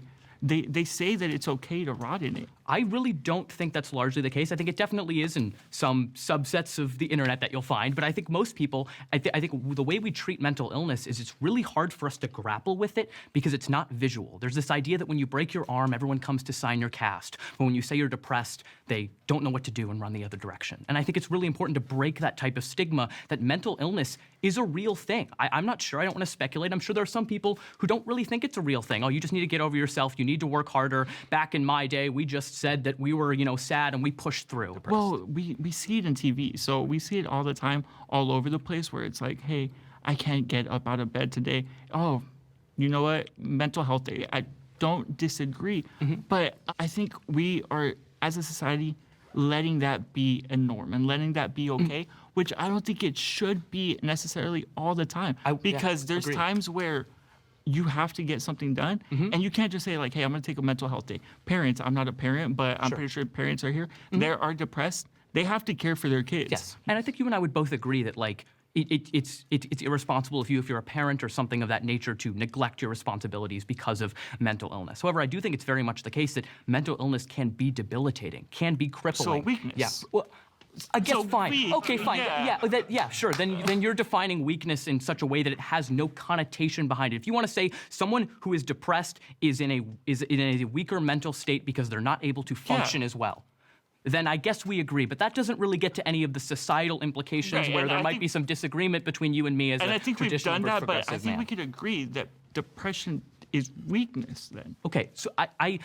would agree with your literal statement. The problem is there are a lot of connotations. When you say something's weak, it's like, oh, it should be looked down upon. That person is doing something that... No, because I'm weak, so I don't want to be looked down upon. I agree, and I'm very glad. But I think if someone were to like look at you, oh yeah, you're weak. That would be, but it wouldn't just be a literal factual statement about the nature of the world as it exists. It would be a normative judgment upon you as a person. In many cases, if someone calls disabled people weak, would you just be like, yeah, we are, yeah, we are? Or would you be like, you're kind of an asshole, man? It depends a lot on context. I agree with you, but well, then we would have to take everyone's opinion on it and stuff like that. I think something I walked away from this conversation was, I really respect Alex. I think, Alex was really there in good faith. I think that, I think it was a productive conversation that I think led us both at least closer to understanding where each other were coming from. But it's if you want to come to the conversation with like just using the literal definition of words, it's like, oh yeah, you are in a weaker headspace, therefore technically you are weak. That's equivalent, and granted I have a brother with Down syndrome, that would be equivalent to saying, well, people with intellectual disabilities are retarded. Because retarded literally means slower, that they are mentally slower. It's true from a factual state that my brother who has Down syndrome does process things slower. However, that word has so many connotations that if someone were to say, yeah, your brother's retarded, and I'd be like, what the hell, man? What the fuck, man? And we're like, whoa, I'm just making a literal statement about the way that metaphysically the world works. I would be like, what the fuck? So I think in that sense, when someone says, are depressed men weak? They are making a judgment about men. And if they're not, then they're saying something that's rather trivial. That doesn't really mean anything. That's just like, yeah, you're in a weaker headspace. But depressed men are weak. Ascribe some sort of weakness to men who have depression. That they are just weak. That they need to man up. That's what I was trying to get at. And it seems like Alex is not that guy. And fortunately, Alex is not that guy, because from the amount of people who were nodding their head when I was saying that a lot of people say that depression is a weak mindset and you just need to power through and be more of a man, there's a lot of people who believe that, which was kind of what I was trying to get at, but Alex doesn't believe that. Fortunately, but it meant that I couldn't really, deconstruct that more, because fortunately, he doesn't hold those beliefs. We're up on time, so I want to push you guys towards offering a middle ground statement. Yeah. You know, and just to reiterate the question, you know, it was, are depressed men weak? I'll let you. Sure. So here's, I guess, and this is why I would say I don't want to use the word weak. The use of the word men in the phrase makes it very gendered. If it was just are depressed people weak, then maybe I'd give a little more credence to this idea that we're just talking about descriptively what is factually the case. But I think when you insert men in there, there's this idea that depressed men are weak because men shouldn't be weak. Men shouldn't be burdened by their emotions or burdened by illness of the mind. It's just, you know, something they have to power through. So because of that, here's the middle ground that I guess I would propose to you, and you're welcome to respond to me on this. Depression does not inherently make someone weak. Men are not inherently weak because they're depressed. However, granted, I was not very concise in saying this, so we come to middle ground. I don't want to spoil it, but I should have been more concise in what I was saying here. If you let that consume you entirely, and you shackle other responsibilities, or you claim that you have no responsibility for your own mental illness. Oh yeah, you know, I'm mentally ill, therefore I can tweet anti-Semitic things all over the internet. I'm not talking about anyone in particular. Let's reel it. But, you know, so sorry about that. But regardless, so that's kind of the middle ground I would propose. I don't know if that's too long, but okay, can we agree on the middle ground that if you're a man and you allow your depression to win you over, then you're weak? I allow you to win you over. I think there's a lot of different things that are going on there. I also would kind of want to, if possible, degender that idea. If anyone, we're on a gendered episode. Well, we are. You're right. You're right that we are. You are correct that we are. However, I think it is true because men exist, and because men exist, women also exist. Women don't just not exist because we all happen to be in a room with very few but we're of them. not talking about women in this instance. I don't think that's necessarily the case because we live in a society that is inherently gendered. We were talking about women. So many of these prompts talk about women. The one later talks about misogyny. The one that they cut out was talking about Me Too. These things are inherently involve women. We can't talk about men in a vacuum and just completely ignore women. That's crazy. That's just not how the world works. So I agree with you. Okay. But this episode, of course. Okay, so Alex, what I think, but this episode is funny. I mean, you know, whatever. Your statement be if you want to give us a draft. A middle ground, I would say, if you succumb to your depression, then you are weak. If you allow your depression to take over your life and you don't seek help and you kind of just use it as an excuse for your life or for your poor choices, and I would say that's weak. And I have one more question for you. A lot of men who succumb to their depression are ones who end up with a bullet in their head. Are they weak in your mind? I would say so, yes. You'd say they're weak. Men who kill themselves because of their depression are weak. Yes. And I think that exact idea is what leads more men to kill themselves. Well, so I don't, you know, there's a strong disagreement there, and there's a lot to it is true, let's factually, in try the and studies. Make our way back to what. And I just want to mention studies. I'm happy. I'll link some of the studies that I was talking about that men who hold those ideas are more likely to kill themselves. I'll link it in the description below, just so you know I'm not just blowing air. You think is something that he would agree on? You know, so he said, letting depression take over your life is not a good solution. So do you have like a counter? Do you think it makes I'm just curious, do you think it makes a man weak to seek medical remedies or to seek out treatment in that way? No, I'm in a wheelchair right now. I have to see a doctor every 3 months. So. Okay, I'm glad to hear it. Yeah, no. Okay. If I will say, a lot of the times I was responding to him, it made it sound like when he was like, you know, I'm in a wheelchair. I'm like, I'm glad to hear it. Something like that. Or I'm weak. I'm glad to hear it. I meant I'm glad, because it's obvious, but I'm glad to hear that, you know, he doesn't think it's weak to seek medical remedies. The pills are helping you in that, then yeah, go for it. If you need to get out in the woods, seek Christ, whatever it is that you need to do. There we go, seek Christ. Okay. That. Yeah, I would. Why don't you just pray on it more? I really disagree with any part of that. Okay, so I do disagree with the Christ part. I think I just decided to bite my tongue. Treatment. Yes. Yeah. Men who are depressed should seek treatment. Men should seek treatment. Awesome. All right. I tried to shake his hand. I'm sorry. I guess maybe he's not able to shake hand. He was holding the microphone, so I thought maybe, but I just kind of felt like an asshole. Thank you to Alex and Oliver. We did come to a middle ground statement for that last prompt. Moving on to our next prompt. Should men spend their time watching porn? This was All a right, fun one. Let's get you guys up in the center. It's an unhealthy practice, and as someone who is a healthy human being and can make observations with his eyes, understands that this is not neurologically beneficial. So maybe I don't even know why it's political. I think everyone's going to agree on this. So I think the worst part about it is breaking down the relationship between men and women, making sex something that is cheap and carnal and not something that's spiritual and deep and something that exists on a higher level than just physical. That's the other thing. I think that they'll probably argue that it's just sex and it's just, it's just ejaculating. It's just something that you do. It's How about they it's muted something ejaculate? primal. We just do it, but it's not. Who on the progressive side is leaning, thinks that porn is a negative? I do think it's overall a negative. I do. I think overall. And then who thinks it's a positive? Both my hands up. Okay, so there's actually a little bit of a split here. I don't think it's either one. Yeah, like it's one of those things where it's like, it is a form of expression if the two people are consenting adults that are being paid in a healthy, appropriate environment. Go ahead, make all the porn you want. In a grander sense, it's a moral panic that men are constantly obsessed with pornography. There's a small segment of the male population that has that problem, like any other small segment of the population that's addicted to something. This is a larger extent of the moral panic of men losing their quote-unquote masculinity. It's a non-subject.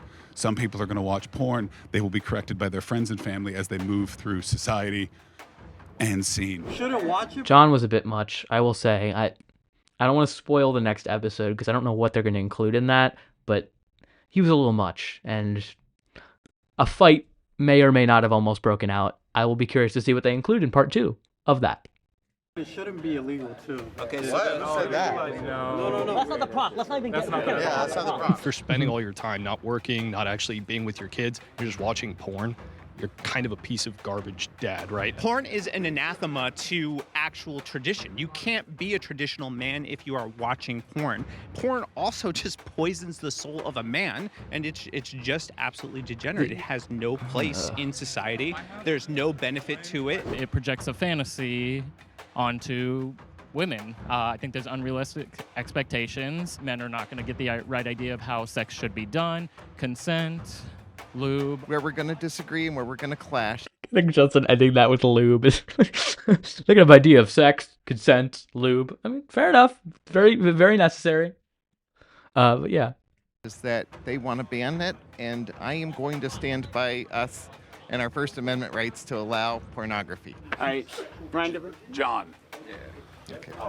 What would you say in the argument that they're going to present, probably, which is it's not hurting anyone, it's only for my good, and it's only to the people who are going to actually speak? We all agree that we live in a spiritual world. There's a spiritual reality. It degrades women. It degrades men. It's degrading to everybody. It does perpetuate violence. So it is damaging people. I would never buy that argument, right? All right, raise your hand for Ben. All right, both sides have chosen their speakers. Here we for go. this question. So Talk let's about bring some forward porn. Ben and John.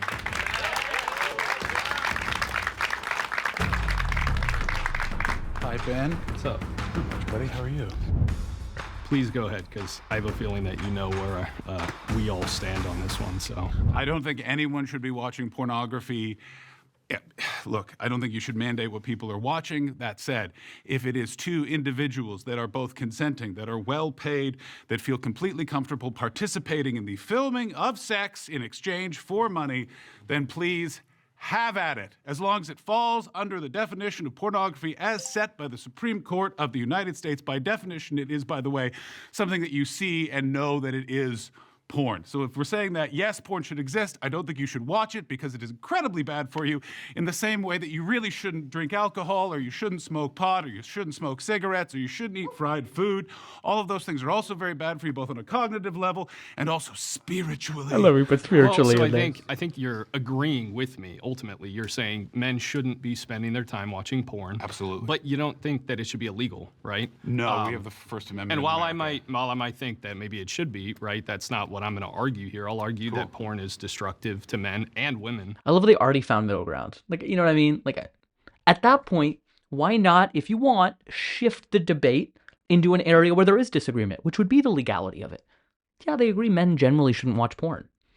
You'll see in the next episode. I disagree with the middle ground statement because I think a lot of this prescription onto people has problems. And I think that telling all men that they shouldn't watch porn, or generally men shouldn't watch porn, I'm not sure about people's individual circumstances. I do know, at least in my own case, my own experience, and what I think is generally the case, is that most porn does create unrealistic expectations, is not a good representation of how realistic sex is, and men get these unrealistic standards of what it's going to be and project those onto women in ways that harm them and men themselves.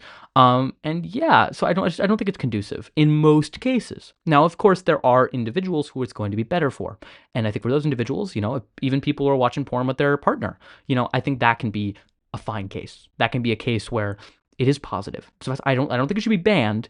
And do I think most men, if someone were to walk up to me, if 13-year-old me, I'm probably younger than that. I don't even remember the first time I watched porn. 12-year-old me probably, it might have been younger. I really don't know. I remember the first time I just saw a naked image of a woman and was like, whoa, that's cool. But I would probably not watch it. But I don't think that's true for everyone. I do think it's true, and they'll talk about it, that we should do everything we can to keep children from getting off those sites, though. Kids will always find their way to the internet in some way. But yeah, so I think I talk about that a little more in the next episode. I don't remember exactly which thoughts I provided on porn, but we'll continue.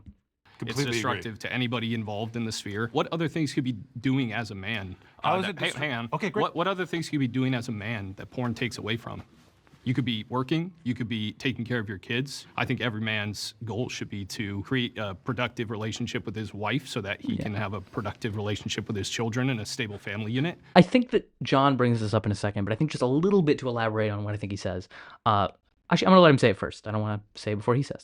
Porn completely gets in the way of all of that. I completely agree.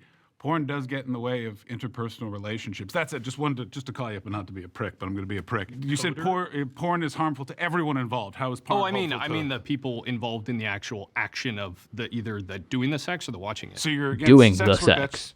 Doing the sex. Sorry, I'm very immature. If you cannot tell.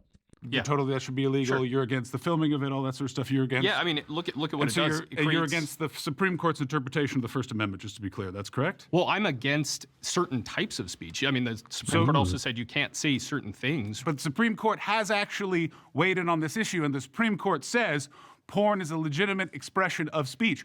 Partake in it whether or not you want to. Hey, the Supreme Court gets stuff wrong all the time, doesn't it? I completely There was a agree. time when they said, hey, black people not very important, right? Totally, And and so they we can corrected agree it. that they're not always right. I think you and I can agree that porn's not the kind of thing that people should be spending their time in. I completely agree. Millions and millions of men are spending their time in it, and we see what happens from it. It creates an economy where women are being exploited, right? In certain cases, yes. I mean, if you can make money from it, okay, cool. But you know how many women are like, well, I could just make a understand, but quick let me buck just on explain. OnlyFans, so I I'm might sorry as to well interrupt. do I'm it. just They sorry don't to want interrupt. to be doing it, most of them. I agree. Some of the people involved in OnlyFans do not want to participate. Let's use the example of Andrew Tate and all of his webcam girls. Those webcam girls were not participating for their will. They were captured in some way. They were ensnared by the lover boy model. So that type of porn, very, very bad. But someone in their bedroom, as a consenting adult, selling images of themselves is totally fine and is protected under the First Amendment. But again, brother, I don't understand what your point is. You're going, porn is stopping us hanging out with our wives. That is a fault of the man not turning the computer off and going and spending time with his wife because he's addicted. I would So agree it shouldn't is he a be fault given- of the man as well, but a man can engage in something wrong while it being his fault to engage in that, but also the thing he does was wrong. Sure, fine. The issue with this is it's also the case that, as John talked about, there's a lot of other things that are bad. Eating fried foods, eating, sugary foods, doing certain forms of drugs. I'm sure some people, alcoholism is a thing. Do we ban alcohol on the basis that, or do we ban alcohol on the basis that it does get in the way of some relationships? Of course not. We deal with the problem. We don't ban the whole thing. So the correct response to this, in my opinion, is more regulation. Breaking down these stigmas surrounding it, not making it illegal, driving it underground. It's just going to lead to more problems. This is the whole thing with Pornhub when they were trying to get that, states were mandating that ID thing where you have to show your ID to access porn websites. Ridiculous. Because that's not really going to actually solve a problem because there will always be other websites. So all you're doing is forcing people to less safe websites that aren't subject to the ID verification requirements, regardless of the fact that the state collecting your ID to determine that you can watch sex there are other ways that we can prevent minors from seeing this content that don't involve infringing the privacy rights of millions of adults. Regardless, I think more regulation and less stigma is the solution to this problem, as is the case with most things. If you're comfortable, like, do any of you want to speak from personal experience if it's informed your views on porn? Yeah, I mean, again, I think most men have had experience with porn, right? And it's not. That's such a lie. Like, I'm sorry, 69%. Also, nice, 69. Okay, let me be mature. That's a lie. That is such a lie. I'm sure it's way more that 69% of men watch porn and 31% of men are liars. Like, okay, not that extreme, but way more men than that watch porn. Like, no. I mean, addiction help. Are those the number of men who are addicted? I don't doubt it's that high, but I am very skeptical of that fact check and how accurate it is, because they seem to be seriously lowballing it. Something that you're going to go shouting that you're happy about. Hang on. You're going to go around. Okay, we can probably agree on that, right? I would say that many men, I think the average age now for kids getting engaged in porn is like 9 or 10. It's extremely young, right? Horrible. They get hooked at that young age, and then all of a sudden it blows up. I've had experiences in relationships when I've watched porn. I've had experiences in relationships where I haven't. And I'm married now, and I don't do that anymore, and it's dramatically a better experience for myself and my wife. Right. I completely agree with you that it's better when you're not doing when you're not doing it than when you are watching porno. It's better for you because of all of those. The false perception of reality that porn offers is very unhealthy to human beings. You would agree, and I would That's also. one of them. I completely also agree. By the way, that is There's a lot more. Listen, we can broaden this out and get crazy. You know what I mean? Let's workshop what's a sentence as brief as possible that you want to offer as the middle ground? Okay, I would say porn is not the kind of thing that's conducive to a healthy relationship or a healthy life in general, and that while it is legal across states, we should do what we can to minimize illegal activity on the sites themselves and also engagement for minors. I completely agree with everything Ben has said. Not only am I in the John middle is about to ground, do too much here. Give me a corncob pite and a buckle shoe. I'm a trad male, boys. Who found John? I completely agree with everything you're saying. It is bad for you. It is bad for relationships. It's bad for women, and it's bad for men. It needs to be protected against kids. Kids should also be educated as to that porn is a fantasy, that it isn't real. That is not what a man looks like. That's not like a woman looks like. If you get into a van in Miami, that is not going to be the result. If you order a pizza, nothing like that is going to happen. And to that, I would say we need more education about sex. We need more education about our bodies, and we need more education about social media and the internet. So when a 9 or a 10-year-old is presented with a webpage that says, don't click on this, they go, oh, this is something I'm not supposed to look at. And that goes to parenting. So I think we, in a macro sense, absolutely agree. But those are all details to the main meme of, I think porn should be available. I don't think anyone should watch it. So the middle ground is no, men should not be spending their time. We went in a massive circle here. I hope you're all sitting down. I also agree. No, men should not spend their time watching porn. We did it. Okay. Well done, brother. That was so fun. Thank you, Ben. Thank you, John. We were able to come to a middle ground on the last prompt. Our next prompt, should men be the leader in romantic relationships? Oh boy, here we go. Naturally, we as men are actually the leaders. We do a better job of just like providing security, providing in general. And when I see the inverse of that, it doesn't really go well. Women they're not naturally leaders, and that's completely fine. They're more submissive, and we're more dominant. We just make better choices. I mean, ick. Like, what do I respond to? Just entirely emotional and anecdotal based arguments. I mean, in what I've seen, it's not. Like, you probably surround yourself with piece of shit people. You surround yourself with people who cultivate relationships that aren't healthy. Like, no. Like, I don't know what else there is to say there. Just, ugh. That's like also scientifically proven what you just said. Men produce less oxytocin and the love hormone, right? It allows people to be more empathetic, and men sit more in that more dominant role in terms of that leadership. It's equal. Hold on. You said men produce less oxytocin, the love hormone, regardless. I don't know a ton about the science. Regardless, let's take everything as at face value. You produce less of the love hormone, and which makes you less empathetic, and that's why they're better suited to be leaders? Like, what? Like, men are less suited to be leaders because they are less empathetic? Brother, what? Empathy is very important in being a leader. One of the most important, if not the most important thing in being a leader. So that's crazy. The way that we kind of have Oh, look, we can marriages actually in our see society Steven now. is that it's a partnership. Look at that. And maybe sometimes what that looks like is that one of them does take a lead on certain things, whereas the other one's taking the lead on others. And you can have that balance. And I'm sure that there's some decisions that one partner is more qualified to, you know, have expertise in, and that's gonna go both ways. Being able to share leadership and not leadership, it doesn't have any impact on masculinity. It does empowering women to take lead does not make you less masculine. We're talking about romance. So we're looking at the divorce and women cheating. We got to look at why they're doing it, because a lot of men don't have what we call the game. They don't know how to just be romantic. It's not about just romance. It's about listening. It's about being sensual, sexual, romantic, kinky, dirty, listening, connecting, going deep in the mind. As a man, you should have the ability to be able to cultivate your woman, that's sexually, mentally, and spiritually. What the fuck do you mean cultivate? What? You could expand. I'm gonna need you to expand upon that. Cultivate your woman? That sounds like another C word I know. Oh yeah, control. And for me, like, if you're able to do all three of those things, you good. I used to be a gigolo. I used to fuck with women that knew Yeah, that's different. That's different. So, I love how Steve just said that and they're like, oh, no. Oh Lord. In order to be your job as a man is to be the leader in your relationship. You need to provide, maintain, and take care of your woman. I'm a child of divorce, first off. So Hey. my mom, yeah. That's why we're depressed. Hey, there we go. It's really funny. I grew up largely with my That's mom. funny. My mom took on both roles. She took on, the leadership role, and I was with my dad on the weekends. He provided what he could provide with the short time I had with him. I think that women are just happier in male-dominated relationships. Oh. Like, they just prefer to be just taken care of and nurture the children and everyone. Bro, and like talk when to we see women, that different bro. power dynamics.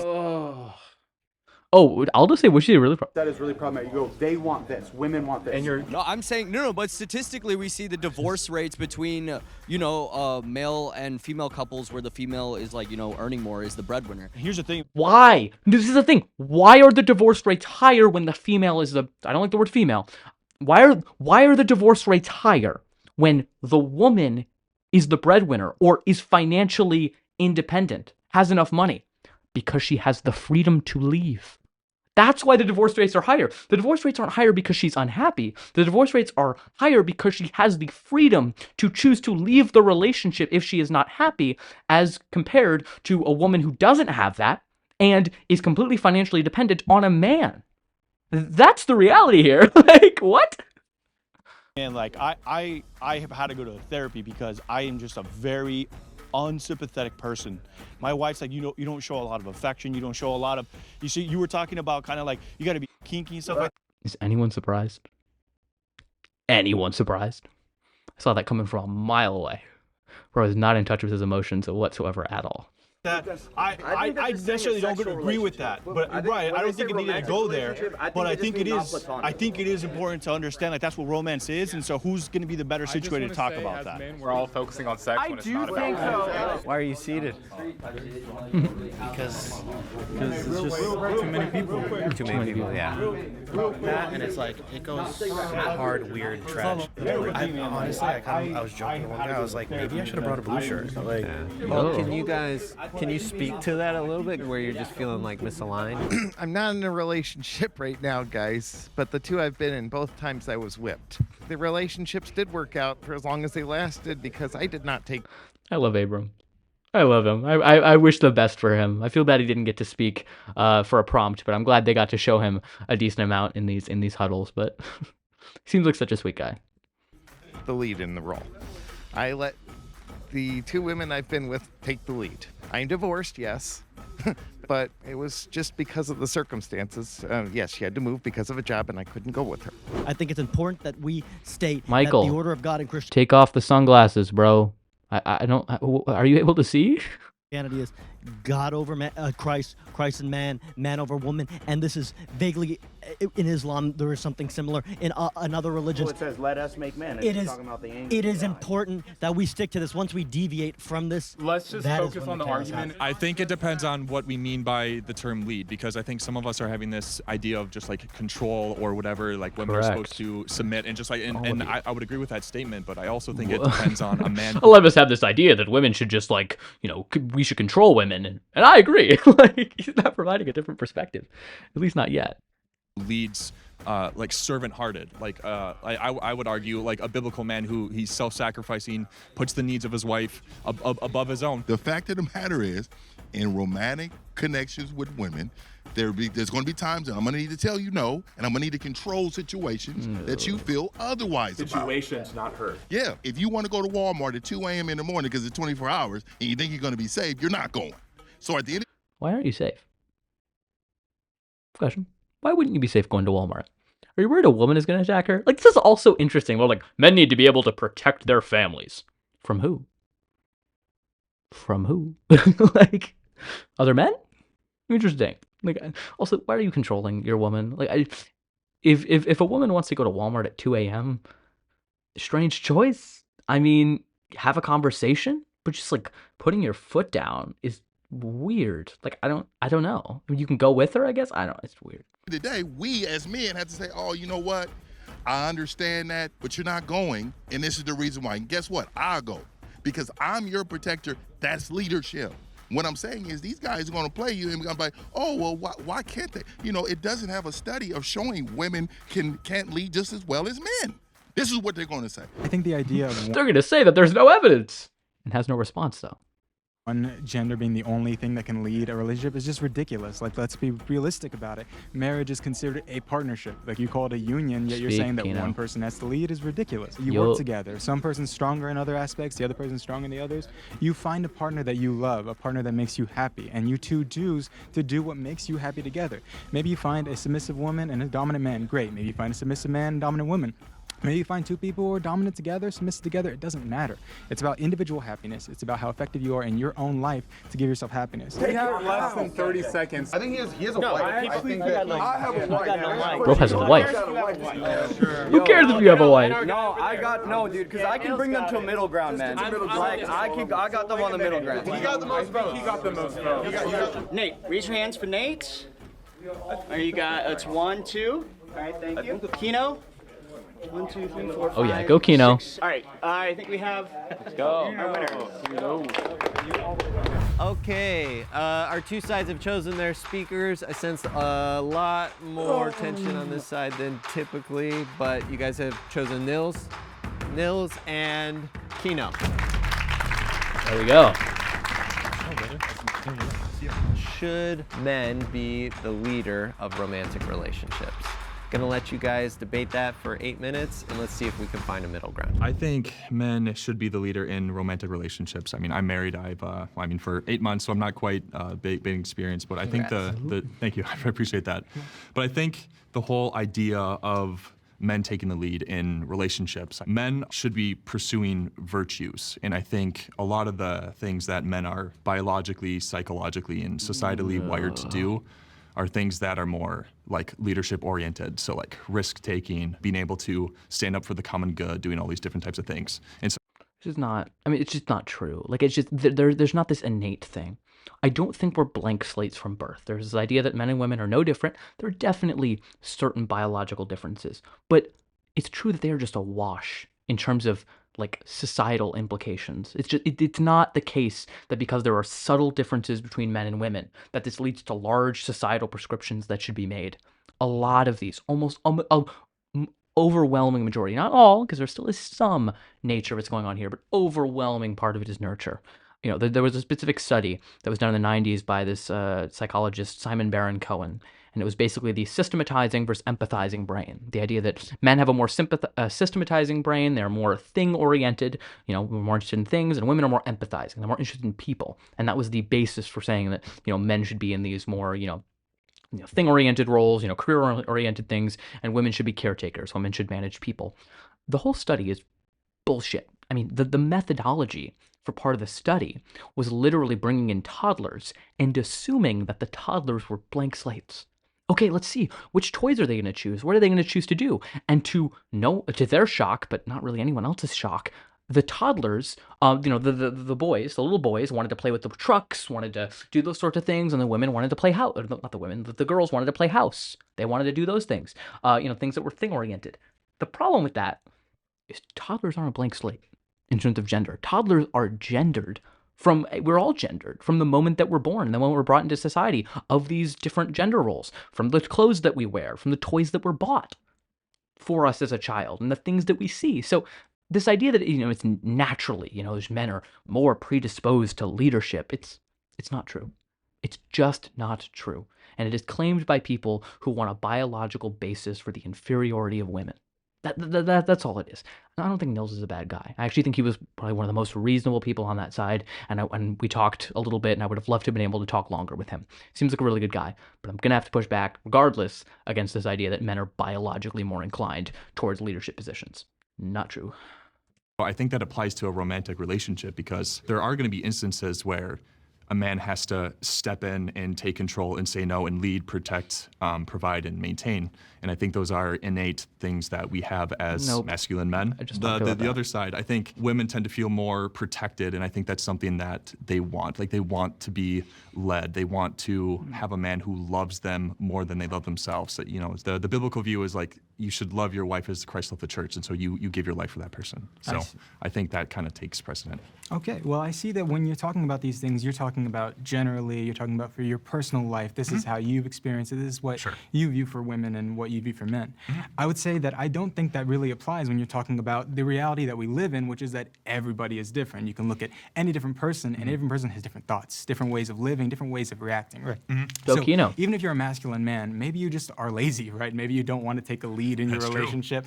Maybe you like a partner who goes ahead and does their things for you, and you partner with them. That's the idea of the unionship, right? Is that you're a partnership, and that you're supposed to work together. So when we're talking about men assuming these roles, I agree with you said about societally wiring these men and wiring women to feel a certain way. I don't think they're wired that way. I think that they've been reprogrammed that way through movies, through television, through the way that the patriarchal society has existed throughout time. And we're talking about women never being able to work, never being able to vote. Like, this is all stuff that is very, very new to the world in general. So when we're talking about women being able to do these masculine things, it's not that they don't have the ability to or that they don't have the desire to. It's that they've never had the opportunity before, and we're trying to get there. We're trying to slowly but surely progress, so that way men and women have equal opportunities to do whatever they want. Not be handed a Barbie and not be handed a G.I. Joe, but when you're a child, be able to grab whatever toy you want and have fun and and live your life that exact same way as you get older. Sure. Yeah.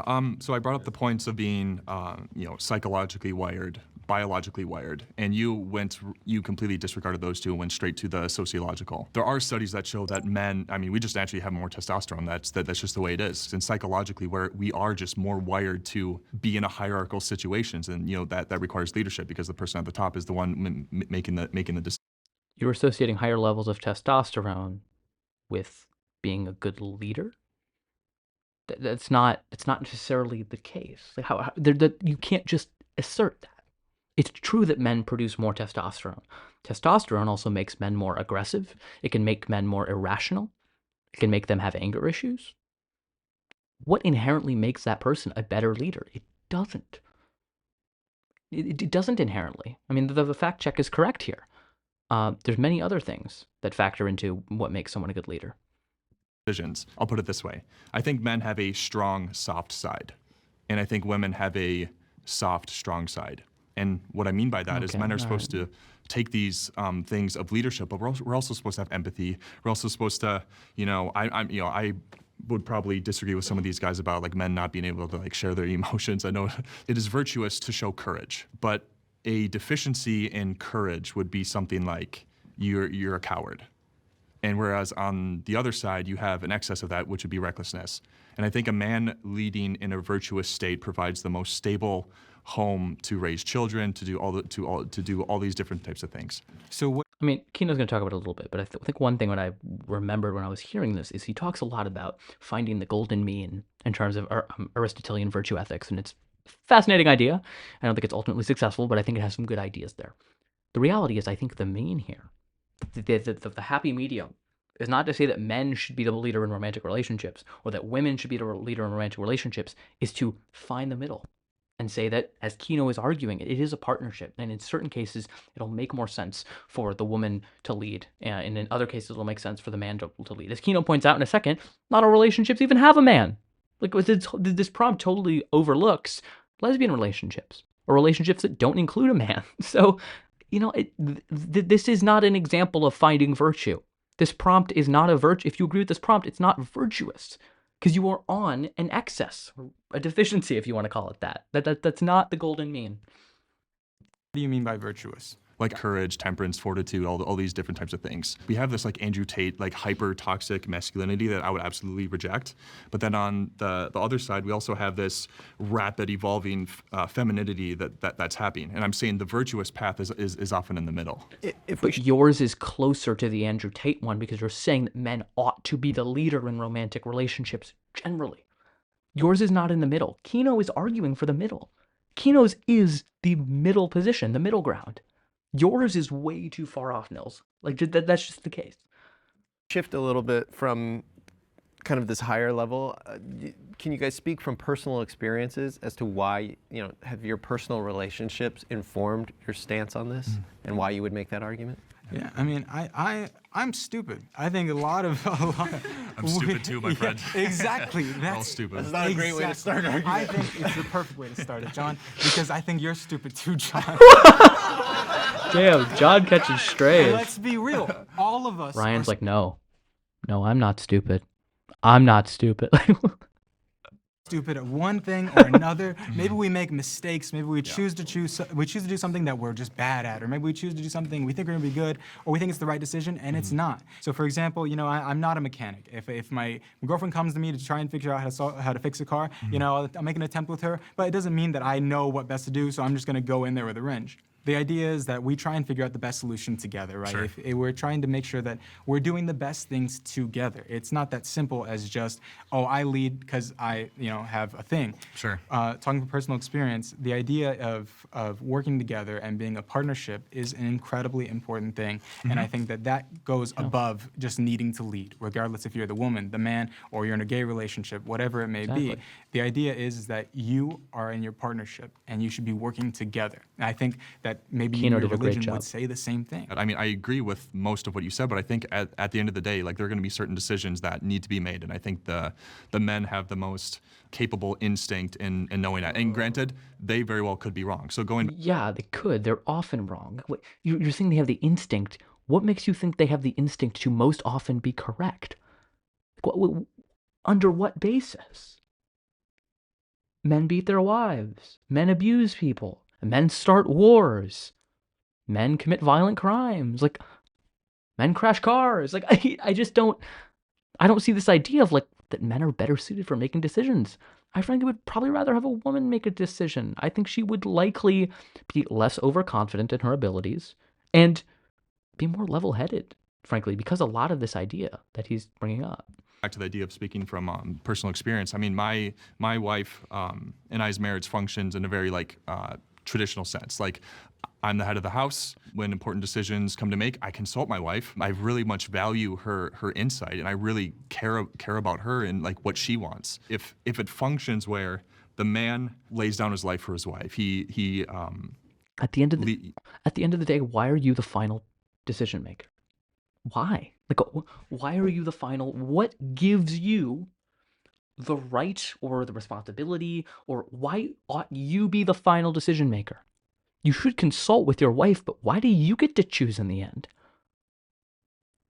Because the reason at the end of the day he gets to make that choice is because likely his wife doesn't work, so she's financially dependent on him. This is why the idea of trad wives and men being the leader of romantic relationships are so interconnected. Because if someone is a trad wife, if a woman is a trad wife, it means she's staying at home. And if she's staying at home, it means she's entirely financially dependent on the man. And that means that the man holds all the power in terms of making these decisions. So all of it goes together to ensure that men are able to control women. That's what this is about. Leads his wife. He puts her needs above his, and the wife submits to the man's leadership, I think that leads to a flourishing relationship. And I'm not saying submit blindly to this controlling man. I'm just saying, no, like she should submit. I mean, but the man should also be loving her more than he loves himself. So I view it as like a partnership, like you're saying. Why is submission but necessary at the end of the day, in any part of this? there is a clear, distinct biological, psychological, and yeah, you could argue social. How do you say that word? Sociological. Societal. Sorry, societal impression on romantic relationships, and I'm speaking about marriage in general. But I would obviously, even before we were married, we kind of like had that figured out. Okay, so we're out of time for the debating. I want you each to take a swing at what's a middle ground statement you think you would both agree with after hearing each other. Okay. So I believe that my middle ground statement would come from the idea of the betterment of your life for you, your wife, your husband, your child, whoever is in your vicinity. If you are working towards making sure that you have the best thing in that life, regardless of if you're the leader or not. So regardless of if the man is the leader or not, as long as the relationship and the family is progressing forward healthily, then that's all that matters. I think I would put forth something like this. It is a good thing if a man and wife, or whatever, insert romantic relationship, both pursue a virtuous life that will lead to both of them flourishing. I don't. Do either of you disagree with each other? I feel like we're saying the same thing. We're just using different words, if I'm not mistaken. I think it would be preferable for your middle ground statement to, talk about men or leadership, or ideally both. Sure. Okay. Right. How about this? The most flourishing that a relationship could get comes from a man who leads his wife in love. No. Oh, no. Thank you, Kino. Again, I'm not saying that doesn't exist. Obviously, there's plenty of examples of existing, but I think that a happy relationship could exist without a happy relationship could exist without a man at all. But I feel like we're there. I feel like we can do this. Okay. So I believe that a man does not have to be the leader to get a happy relationship. Well, I do think a man should lead, but I think what we mean by lead might be different. Okay, let's do, let me see if I can give you something. So if we do a man and a woman working in partnership is more important than who is leading them. Ooh, I wouldn't say more important. Because think about it this way. I'm going to give you my example. Is that if a man is leading, but they're a terrible leader, I mean, I'm sure you've met men that suck as leaders, right? Yep, if a man is leading, it can get real rough. So if you have a man that's leading, but they're a terrible leader, Steve is going through it, man. Submitting, but it's a terrible leader, so they go somewhere terrible. You don't want that, right? You would prefer it, even if they're not leading, if their wife is keeping them in check, if the husband's keeping her in check, they're working together, that's more important than a man leading, right? I think I would agree Kino. with that. You're getting The only through. exception would be if the man is truly leading the relationship down a horrible place, and the wife just has to submit there and follow along as they both spiral. So how can we rephrase that to include that? This is really good. Take a second. Collaboration. Yes, because we got the idea wrong. All we're trying to do is phrase it. Okay, so let's give it one more try. All right, let's do this. Okay. You take a second to think. I'm gonna take a second to think. Yeah, I will.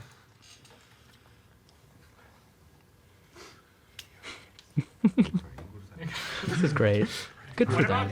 What about the man should be the leader if that makes sense for the Every single prompt is making the other person concede on their point. And so I feel like we've spent like 15 minutes on each prompt trying to reach a middle ground when we said we don't need to reach a middle ground, but necessarily to reach a middle ground on these things, it would need for one of them to concede a point. No, I think I agree with you. I don't think we're gonna get past this one. If I have to give the point that in some certain relationships, if the man isn't doing his job, like I can see that it might be okay for a woman to step into that role, at least for a time. Yeah. So it might be okay for a woman to step into the role of leadership if it means the relationship doesn't completely fall apart. Like, it's crazy, but it's a might. Like, that's just what should be the case. Like, oh, geez, my husband's really spiraling, but, I shouldn't really step into any leadership role at all because that would be infringing on him. Therefore, I'm just going to let us go to a terrible place. Like, what are you doing, Nils? Like, in what world would that be preferable? How is this a question? I get what you mean. I think you're thinking about it more broadly, but we're talking about the man has failed. it's good for the woman to step up. So I think that we're good with that. Yeah? Sure. Yeah. All right, let's do it. So if a man is failing in his leadership role, then a woman should be able to step up. Yeah, I agree with that. A woman should be able to step up if her man is failing as a leader. All right. All right. Okay. Appreciate you, man. All right. Appreciate you, man. It's been a pleasure. Well, you'll see in the next episode, I do not like that because it's still assuming that the man has the leadership role, which is exactly the problem. So, look, I greatly admire Kino. I greatly admire Greg's ability to reach a middle ground statement.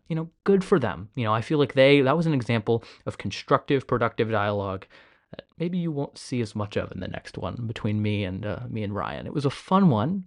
I think people definitely liked it. I don't think it was the best example of productive dialogue, but hey, what you gonna do? Thank you to Nils and to Kino for that very strained but miraculous middle ground.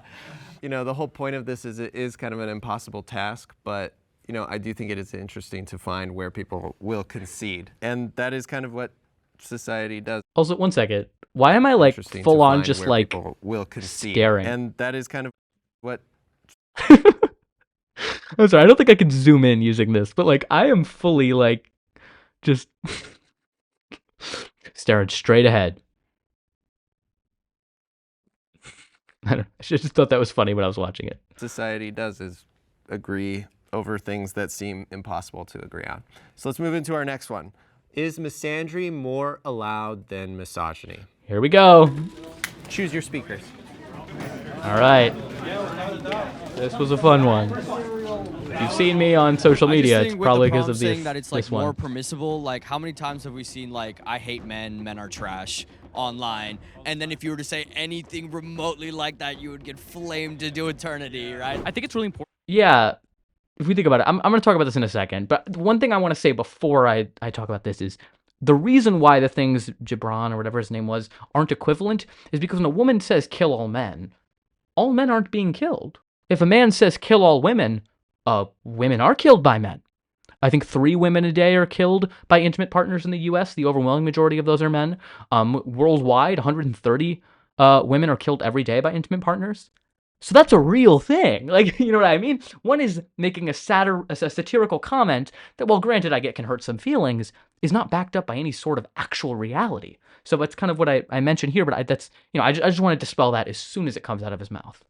To look at how we're defining permitted, because permitted legally and in corners of the internet that no one wants to go to are so different. Just because some woman on the internet is screaming, "Oh my God, I hate men, men should burn, men are trash," and her comments are lighting her up, does not mean that that's how society operates. A majority of the time, misogyny is so much more permitted within society because it is such a systemic issue. There is not a systemic hatred of men in society. It's just, it doesn't exist. Misogyny gets women killed, okay?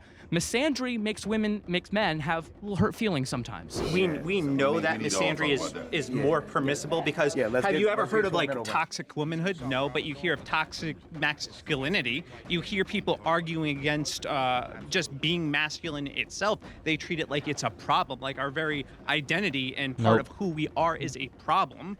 If part of your identity is like assaulting women and not showing your emotions and things like that, to the point at which it is detrimental to you and those around you, then yeah, we're going to call that out. So if that's what you're talking about, sure. Nothing wrong with being masculine. Most women love aspects of masculinity. Okay, I talk about this more, Ryan. I'm like debating the dude before I debate the dude, but yeah. That never happens with women. It just doesn't. I think misogyny has a much different historical and sociological context than misandry, which is the hate for men, especially because this has become such a thing that's been developed recently as a counter to feminism rather than actually speaking about things that men are actually dealing with. Another idea that came about with in the the glasses, 20th century Michael. where women got educated and it developed this adversarial relationship with men where And the women got educated and then just things got so bad for men. Like, Michael, women got educated and then they got mad at shit men were doing, and that's a bad thing? Like, it seems like you're already telling on yourself a little bit. used to work in tandem, right? The order, the man leading his household. We all kind of agreed with that. You know, some of us who come from Christian and Muslim backgrounds agreed with that, and some of us who didn't agree with that. When that was disrupted, women started trying to compete with men. They said, well, why is he above me now? I feel bad. They started getting fed all this stuff. Then it caused competition in the workplace. Correction, white women started competing with white men. I didn't go there, but you're right. Then when Sojourner Truth All right. started speaking about women's rights, she was abruptly told that she needs to leave. Whoever's gonna do it. I didn't expect Juma to like out woke Michael on that thing. It's like, hey, black women were left out of the original discussions surrounding feminism in the early 20th century. Yeah, absolutely. I mean, yeah. I didn't expect him to make like the opposite point there, but absolutely, black women have historically been left out of these conversations. Oh, yeah, very interesting. Let's get to middle ground. Finding middle ground is going to be difficult, though. Men do get demonized a lot. I understand why. You know, I mean, the fact that there's still an Andrew Tate and he's popular, that's a problem. But at the same time, I think misogyny is an even bigger problem. Votes for Abram? Okay, remind everybody your name. And then if you Oliver. Oh, yeah, Oliver has it. Appreciate it. There was a point in the past where misogyny was more rampant, right? But I think we've actually flipped now. Third wave feminism. All right, Ben. Parades in the street. This is why we got. Oh, I'm sure. Men don't do that. We got to get to the middle ground. I'm sure, because Ryan, of they that. hate We men. have to get to the middle ground. So Sorry, I'm going to talk about this in a second. I think the middle ground could be that both have been problems in this country. Raise your hands if you want Mike to speak on this issue. I see one. What's Ryan. your name? Ryan. Raise your hands if you want Ryan. I'm seeing the most. I'm seeing 4. All right, so the two groups have chosen Ryan and Oliver for this. here we Is go. misandry more allowed than... Let's go. Yeah, I would say absolutely it is. I mean, we hear this term toxic masculinity used.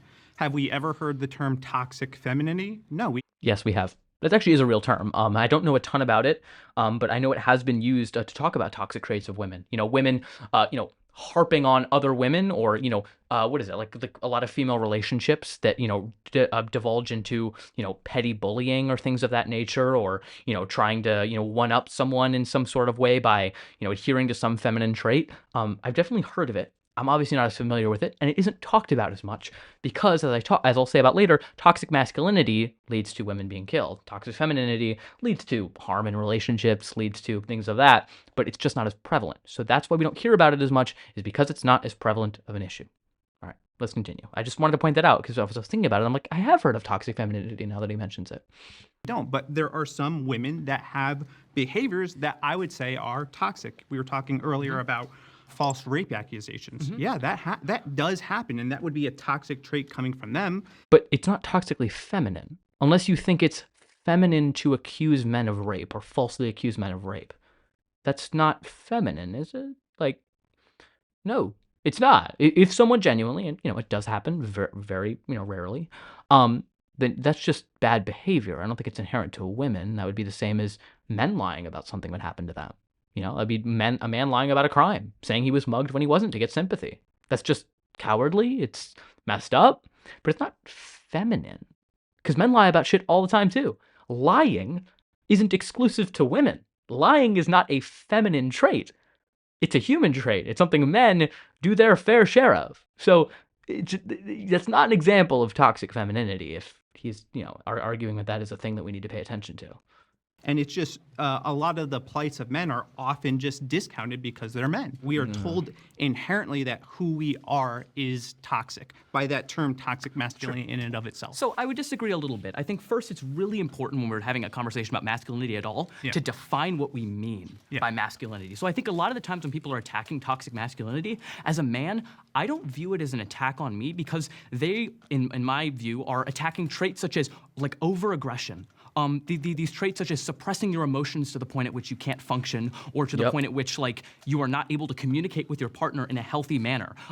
Demonizing gay men or other men as not real men because they don't live the same lifestyle as you. There's a lot of different things like that. So when people talk about toxic masculinity, I don't see that as a form of misandry. I see them calling out types of behaviors that are harmful to everyone, including men. So any woman or any person who calls out toxic masculinity, I view as an advocate and ally of men and not someone who hates them. But yeah, Ryan's gonna respond a little bit, but I think also something I failed to mention, which I think might be motivating his misunderstanding of toxic masculinity, is he views toxic as an adjective for all masculinity instead of something that denotes a certain type of masculinity as toxic. When people say toxic masculinity, the overwhelming majority of the time, they're not saying masculinity is toxic. All that toxic masculinity. It's there is a, and I talk about this. There's a version of masculinity, maybe a perversion of masculinity, that is toxic. That does become toxic. So I think maybe that's where his misunderstanding is coming from. And I didn't really think about that because I've never heard the term toxic masculinity and viewed the word toxic functioning in that sentence as an adjective. I always viewed it as denoting a type of masculinity that is itself toxic, but not all of masculinity. And maybe he just, maybe he doesn't see that. So interesting to see maybe that's where he's coming from. Why not just call out the negative behavior itself? Because there is a type of behavior. Why not call out the negative behavior of supposed false rape allegations instead of tying it to femininity and calling it toxic femininity? Because it's not. So I feel like that works both ways if he wants to make that argument. Now, I will, of course, respond by saying that there are certain forms of behavior that are an excess of quote-unquote masculinity or masculine traits or ideals that do cause harm, that could be accurately categorized as toxic masculinity. That is exemplified and takes it to an unhealthy level. You should not become, never talk about your emotions so much so that you become a raging mess and take out your aggression on people violently. That's not good. And that is a form of, I don't even know if it would really be a full form of masculinity. It's a perversion Maybe of it's a form, masculinity. maybe it's Toxic a perversion. masculinity, I'm not sure. As I talked about earlier, it leads men to literally kill themselves if they think they can't talk about their emotions in such a way that is healthy. So I think that's actually... Steve just disagreeing with factual things. I think it's really funny to watch Steve just back there. Someone saying 2 + 2 = 4. Steve.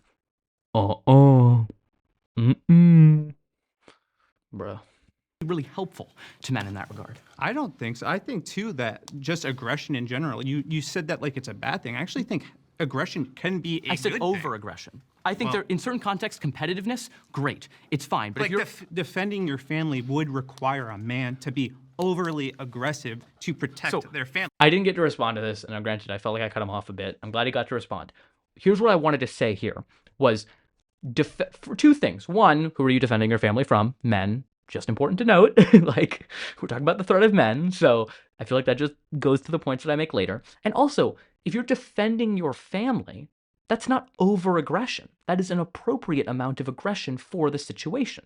When I'm talking about over-aggression, I'm talking about anger issues. I'm talking about not talking about your emotions, as I talked about, and taking that out violently. That's over-aggression. Breaking shit, slamming cabinet doors, yelling super loud, like those sorts of things. So defending your family against a violent threat by being aggressive is not over-aggression. That's an accurate amount of aggression. So it's not really a counterexample to my, example that over-aggression is a form of toxic masculinity and is a problem.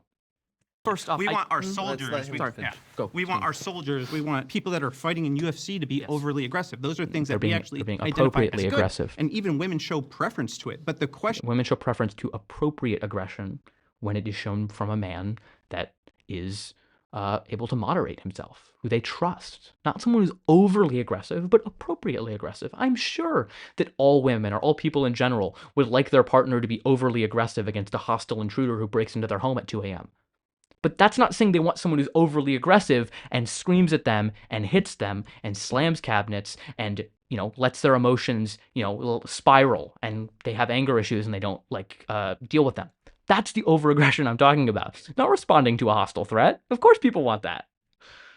Going back to the question, is normalization of hatred for men more prevalent than for women? And I would say yes, overwhelmingly yes. So where do you see the hatred of men primarily? I'm just curious. Well, I see it in women's marches, and I see it in general conversation when women are like, I don't need a man. I don't need a man? Yeah. Okay, so I'm curious. If a man were to say, I don't really need a woman, I'm happy living my life the way I am, I enjoy my career, I enjoy where I'm at, I'm just not really in a position where I need a woman. Would he be hating women by making that type of statement, making such a sentiment? Women? Yeah, would you say they hate women? Well, that's not celebrated, though. That's not something that's... No, but that's not what I said, though.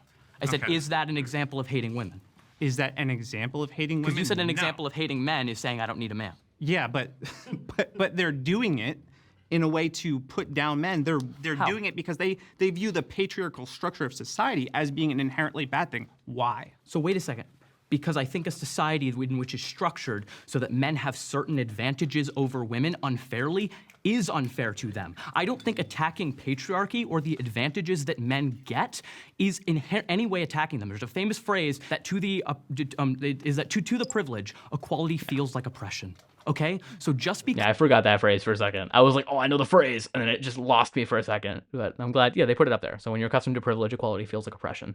It's true, very much true. Because you are in a certain position and someone is saying, hey, I don't really think it's fair that you, for example, are taken more seriously in business meetings or have a better access to this certain education, or within schools, you're pushed towards more STEM fields. And me as a woman, I'm pushed to more humanities or caretaking fields. I don't think that, so I don't see that as a hatred of men. So any other examples— I'm glad John was keeping me in check. Happy to I hear them appreciate from it. you, and I'll say why I don't really think they're that prevalent. So even in a case like, let's look at the issue with Justin Baldoni and Blake Lively. Yeah. It was automatically assumed when that news broke that Baldoni was guilty. Everyone just assumed that in the very beginning, and as more evidence came out, it was looked at the opposite way. It's because we have a culture that teaches women essentially to be afraid of men, that we're a problem. Wait, I thought that was a very, very balanced case. I mean, I don't— In the very beginning, no, because I didn't follow that case that closely. I briefly heard about it, but from what I heard, it differed from what he heard, and it was a lot of back and forth. I mean, there was a lot of going after Blake, calling her a liar. I don't know about any of this is. It was,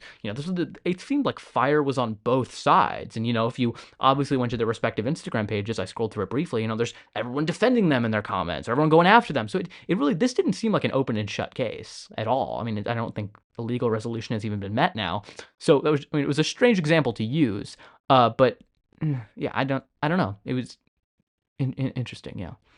The general media consensus, at least from my understanding, was in favor of Blake Lively. But as more evidence came out, they thought otherwise. And here's my issue with this media perception: is on social media we see the extremes amplified. We see the most extreme voices, the people who will say something, get a clip. I don't need men. Men are trash. Men should burn. Kill all men. But that is not actually prevalent. That is not something that exists outside of the realms of Twitter and the TikTok algorithm. Go up to your average woman on the street. Ask her, how do you feel about men? I'm sure that she would give you a ton of things that she loves about men, because there's so many women who date men, marry men, have men that they love in their lives. And that's the reality of people who exist in our society, not the fringe people on the internet. So yeah, but there are a lot of women that are foregoing marriage, foregoing relationships, not having kids, all these things because they're taught to be afraid of men. Wait, are they taught to, what teaches them to be afraid of men? Feminism? No, 1 second. I don't think feminism. Is it possible that their life experiences with men teach them to be afraid of men?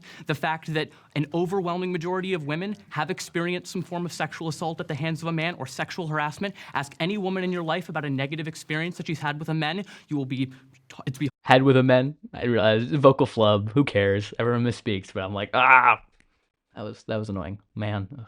Hard to find one who hasn't. Do you think that's possibly what makes women afraid? Sure Oliver, I appreciate what you're saying. Thanks, John. I appreciate what you're saying too. Just want to make sure we get more in from him before we start going for the middle ground. Okay, yeah. I mean, anything you want to respond to? There have been men that have been guilty of doing awful things toward women, but this mindset that I believe is taught is that all the men are guilty of doing this. That you can't trust any man. That you can't be alone with any man. It's very common that women say that they're afraid to walk down the streets. Somebody in the previous when I was having conversation said that. They had that analogy of would you rather be alone with a man or a bear? And most women chose the grizzly bear that would rip them apart. That's crazy. So wait a second. Now, granted, I am not a woman, so Shocker! Did you guys know it? I'm not a woman. It's just funny. I'm not a woman, but I thought that was just in a vacuum saying I am not a woman. It's funny. I don't understand the fear of walking down the street every night and feeling like I have a target on my back. So instead of looking at this and being like, oh my gosh, this is crazy. The women are insane. I'm not even going to deal with them. When I saw that trend, I was like, wow. Like that is, imagine living your life in a state where you feel like you are at risk of your physical safety from 50% of the population. That must be awful, and we should look into the reasons why, like 97% of women have experienced some form of sexual harassment. You ask any woman if she's had an unwanted encounter of a sexual romantic nature with a man, I guarantee the overwhelming majority will be able to tell you. It comes from real life experience, not this amorphous threat of men. Men are real, and men can be very threatening because of many of the biological differences that I feel you would be very sympathetic to. Men are largely stronger. Men are largely larger. Men are largely, have a lot of that over women. So women, sometimes because of the physical nature are more vulnerable. It makes sense for them to be more wary of men. That's just a rational response. It's not a hate. So I do want to point something out before he responds, because I feel like there could have been, no one has said this yet, but watching it back, I feel like there could be a connotation that's made that kind of it's expected that men will hurt women because they are stronger. And I don't think that's true. Men should not get a pass for hurting women because they're stronger. It would be a bit of a stretch to make that claim, but I'm not saying that, like, oh, obviously men harm women, they're stronger. Like, it is learned. It is taught. It's not, men are not biologically, inclined or like predisposed to hurt women. It is true they are stronger, and it is true that our society socializes them in such a way that often makes them more aggressive and more violent. That does not mean that inherently they are more likely to hurt women. It is a learned thing. These are learned traits. These are not inherent. They are societal, and that's why it's so important to fix society. Okay, this would be a moot point if it was true that, oh yeah, men are just more violent. I mean, if that was like inherently more violent, if that were true, well then, I mean, I guess we should just lock all the men up, we want to mitigate these monsters. Like, no, they aren't. Men are not monsters, inherently monstrous.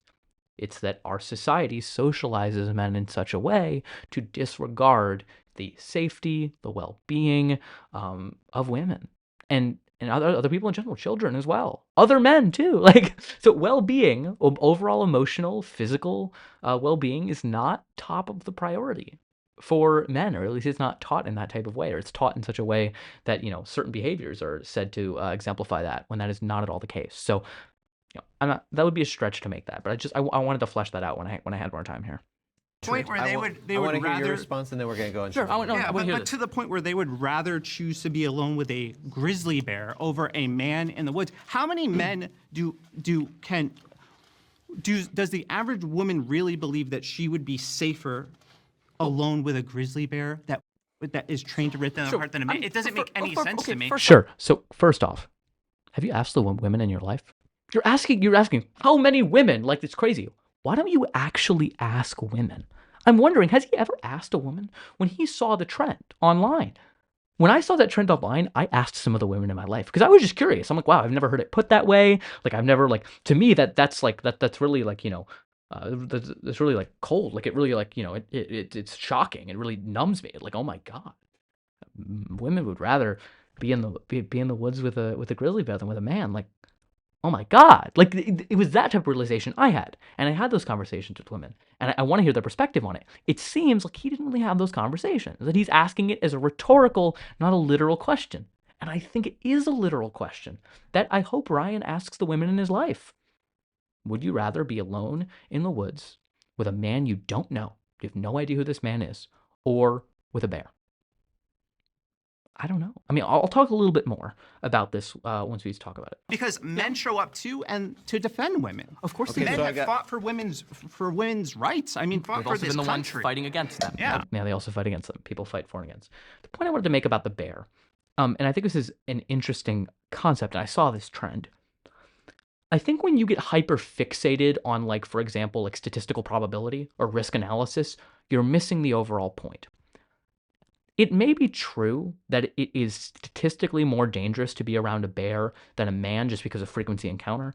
Women encounter men much more frequently than they encounter bears. It's true that I'm much more likely to die in a car crash than I am to die in a shark cage. However, I would much rather be in a car than with a shark. So I understand the literal, like, oh my God, maybe the math doesn't math out. However, that misses the whole fucking point. The point is not to run the numbers and run a risk analysis to be like, well, actually, technically, you're actually more likely to be killed if it is by this grizzly bear than this man because of blah, blah, blah, blah. Okay, dude, take a step back, okay? Let's focus on what is the sentiment being expressed. First off, maybe it isn't crazy for women to want to be alone in the woods. Maybe with a grizzly bear, because I do know grizzly bears are more provocative. However, things like black bears and things of that, if you start making noise and stuff like that, it runs away. You know, for a lot of wild animals, if you just leave them alone, they leave you alone. They're not going to try to pursue you if you don't get in their space. That's not the case with men, okay? Like, men will get in your space. Men will pursue you. Men will not, men often don't, take your declining of their advances kindly. So there is an argument to be made there that, it makes logical sense from a statistical perspective. But even if it doesn't, the point that is trying to be made is to get through to men like you, Ryan, who don't understand the fear that women experience on a daily basis, and they're trying to do it in a way that's harrowing to you, that just rocks your world, And I think it's almost done that because you are flabbergasted. How could women ever think they'd be more safe with a grizzly bear than a man? Maybe they would be. Maybe they feel they would be. What if you accepted that premise just for a moment, just to see what would happen? Would that change your worldview? Because it makes sense that it would. Because it is harrowing to think about that you're in constant fear of your life. And it's led to a lot of interesting conversations that I've had with my female friends about this type of thing. And, I don't know. It's sad to think about that so many women live in that state of, fear, and it's not unjustified. As I talked about, the fact that 3 women every day in the U.S., I think the numbers show, are killed by an intimate partner, and around the world, like 130 women are killed by an intimate partner. The overwhelming majority of the time, it's a man. So, I don't know. I think highlighting that in this conversation is so important, because that's what's really at stake here. It's not a statistical numbers analysis thing. It's not, haha, checkmate, facts and logic. It actually means that you're not. It's let's focus on the sentiment being expressed and the fact that men don't have to deal with that. The fact that I can, I do this actually pretty often. I'll go for a night walk. I like to clear my head. I'll go for a night walk. I'll put in some music. I'll wear a hoodie or something. Now, granted, maybe that's not the best idea because maybe I come off as threatening to some women that I encounter. So, maybe not. But regardless, I'm never afraid for my own safety. I'm never, worried that, someone's going to hurt me or about there's a target on my back. I don't have to live with that baggage. And that is such a privilege. And that is part of the reason that I talk about why it's insane to say that misandry is more prevalent than misogyny. Like, it just is. That there's not really an argument to be made there. Like, what? So I don't really know where I was going with this. It's I don't know. I could talk about this for hours, and I'm sure there will be more conversations about it. But that's kind of what I would want to say about this is, Brian, if you're watching, as I talk about later, I don't think you're a horrible person whatsoever at all. I encourage you to talk to the women in your life. Just do it. I don't think you're, I don't think you're a bad person. But just talk to the women. Like, ask them and just be open to their answer. Either way. Don't completely shut them out or call them crazy. If they say they go with the bear, actually engage with them. Don't view it as them attacking you. Just, okay, explain that to me. Explain your experiences. And be ready to have your world rocked. Ready to have it change your whole world. Because it will. It absolutely will. All right, let's continue. Okay, so I want to stop you guys here. Yeah. Plenty of disagreement, but it's time to start throwing. I want to hear more examples of misandry. I still don't know what it is, so I want to know. Well, I think we're out of time. I just wanted more examples of actual examples of misandry. I know what it is, but I don't know examples of it is kind of what I meant. It's a hatred of men. We can keep exploring your disagreements as we start proposing where there's a middle ground. I think too, so let's hear from you just look at first. our education system, all right? So a lot of young boys are slapped with ADHD diagnoses. We're taught that just the nature of us being who we are, just Fucking being a dweeb. little Why'd bit I raise my rambunctious hand? or having high energy is like a bad thing. So instead of treating that, instead of dealing with that, or instead of restructuring our education system to accommodate men, they don't. They slap pills on young boys, get them hopped up on ADHD medication, and don't actually let them get their aggression out or their energy out in healthy ways. And you think it's because they hate men? Yeah, I do. I don't think it's due in part. I don't think it's because they hate men. I think it's because the big pharma wants to sell you pills instead of the solution to the problem, and I think that transcends gender. They do it to both individuals. I don't like this. Doesn't seem like a gender-specific issue, right? Okay, so both of you, it's time to start offering a statement that you think you can both Disparate agree impact on. is really interesting that he agrees with that. Something I said right there, disparate impact. I guess I wanted to expand upon it a little bit. I think it is really interesting, but he's like, oh, this issue overwhelmingly affects men, therefore it's indicative of hatred of men. It could be that it's a men's issue, actually, because I would be sympathetic to this idea that if something overwhelmingly affects a certain group, that, you know, we should view it as a problem for that group. There's a lot of talk about disparate impact in terms of systemic racism. If an issue overwhelmingly affects a certain race or group of people, it doesn't matter if it was intended to do so. The fact that there is a disparate impact is grounds to say that it is potentially racist, or that we should at least look into it as a serious issue. So it's interesting that he's endorsing this idea of disparate impact when I think in a lot of other contexts he wouldn't. Just because there's a difference in his mind probably means that just because there's a disparity doesn't mean there's discrimination, which I would agree in some cases. I don't think there's always discrimination at play. In this case, I don't think there's discrimination at play. And if anything, it might work in the opposite direction, which is that men are more likely to be diagnosed because men's aggression or men's ability to focus and ability to receive a quality education is more valued, is actually more cared about, is taken more seriously. So if men can't focus, it's like, oh, what's wrong with you? Let's fix this problem. And for women, maybe they're less likely to have their problems taken seriously. Now, maybe they very often are less likely in the medical realm to have their pain taken seriously, to have their problems taken seriously. Numerous examples of that. So I think in this case, it may not actually be indicative of that, like, we hate men, or that this is because we don't like men. It might just be that we're underdiagnosing women. Other than the fact that maybe we're overdiagnosing everyone. And once again, as I said, we want to put people on medication because it's easier to designate a problem as one that requires a medical solution than a societal solution, because it's much easier to say, just take these pills, than let's completely restructure society. Like, so I think that in that case, it's very much true that this is not a gender-specific issue, I don't think, at least, or in a way that is indicative of this systemic misandry against men, as he would like to put it. What's a statement you think you can both agree on? I have one. Yeah. Hating anyone for genuinely hating them because of their sex or their gender is just wrong. You shouldn't do it. If someone genuinely hates men or genuinely hates women, that's not good. We should not promote people hating people based on any immutable characteristic, and sex is included within there. Just repeating what the prompt is. Yeah, okay. Yeah, the question is misandry.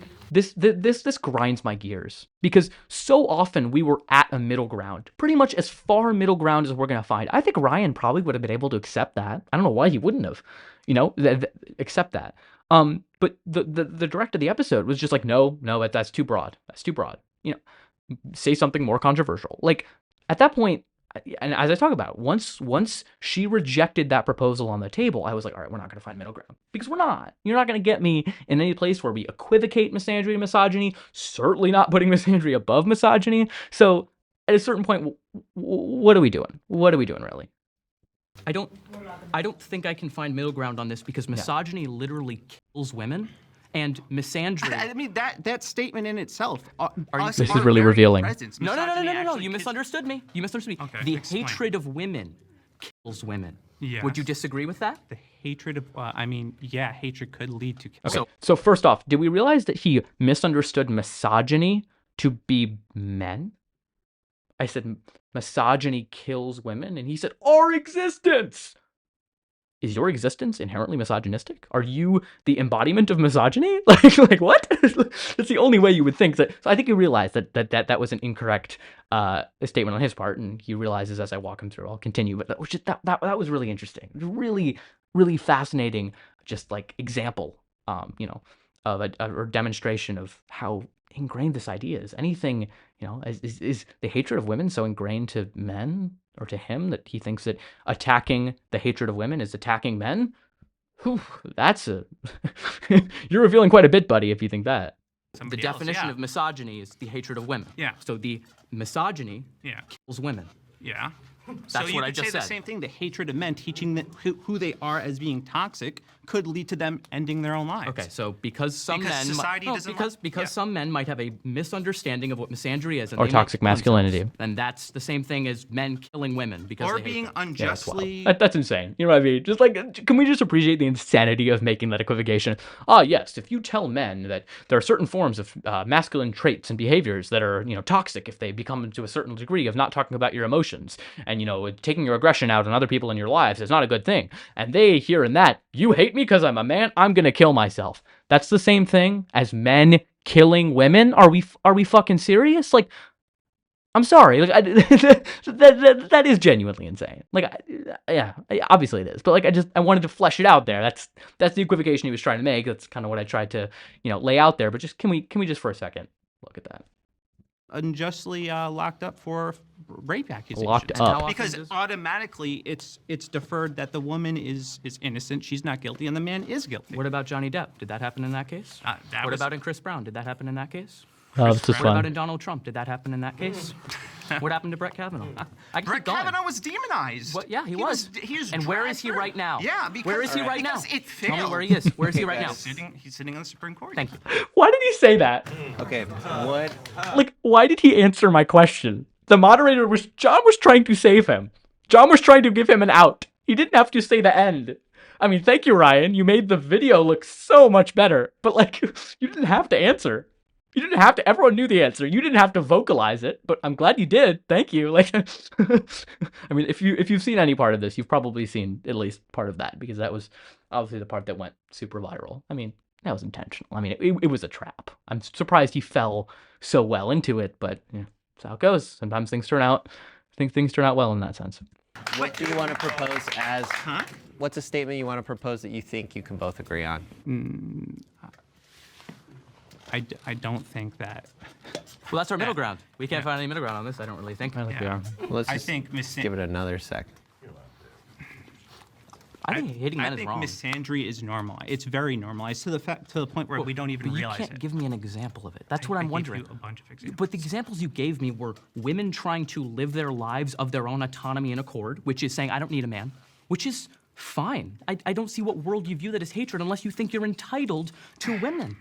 Sure. Yeah, but that's the only way I interpret that as a hatred of man. I'm being as charitable as I literally possibly can. Maybe I wasn't, because then I'd say that I wasn't as charitable. Charity might be the wrong word. I wasn't as calm.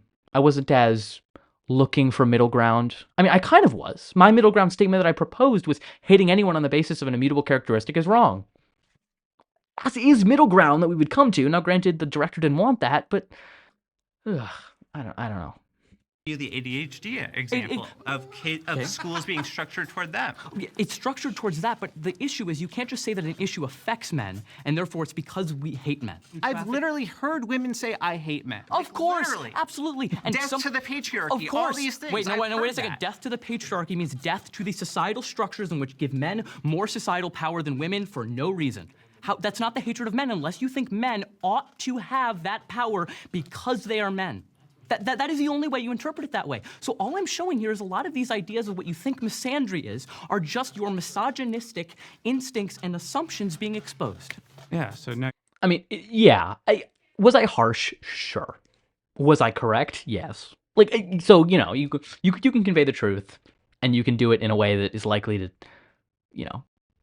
make a lot of people, people on the right probably hate that. People on the left clearly love it. So, it's true, though.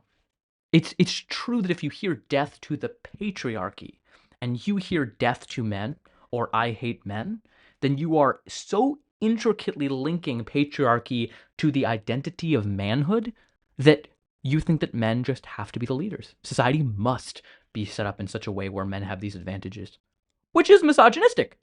So I'm not incorrect in that. Now, is it a pejorative?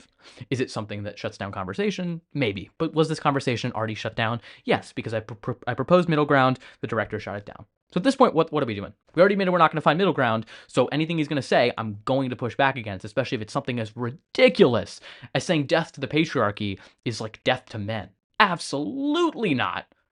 That's like equivalent to saying that death to white supremacy is death to white people. No! No, that's not how this works. You're assuming that I'm misogynistic. I'm not assuming. Yeah, you are. I'm not assuming. That was not an assumption. It was not an assumption. It was a diagnosis. It was a demonstration, in fact. There was no assumption there. I showed you step by step how you were misogynistic, how you are misogynistic. I gave you a very clearly You're rhetorical demonstrating path. it right now. Really? Yeah. Really, I hate men. What yeah. is he demonstrating? Dismissive of men. Knocked over on showing microphone. these- Jesus this Christ. Let general him talk. sentiment Let him of talk. animosity toward men. He's showing it. How? You just did it. So I said that you have a disdain towards women because you view breaking down societal structures that benefit men You called as me hating men. misogynistic. Because that's Do you literally think, the do you definition. think he's misogynistic? Yeah, probably. I think we all are a little bit, some more than others. Whoa, shocking. Shocking. A room full of men. At least everyone's probably a little misogynistic because of how we were socialized. How shocking.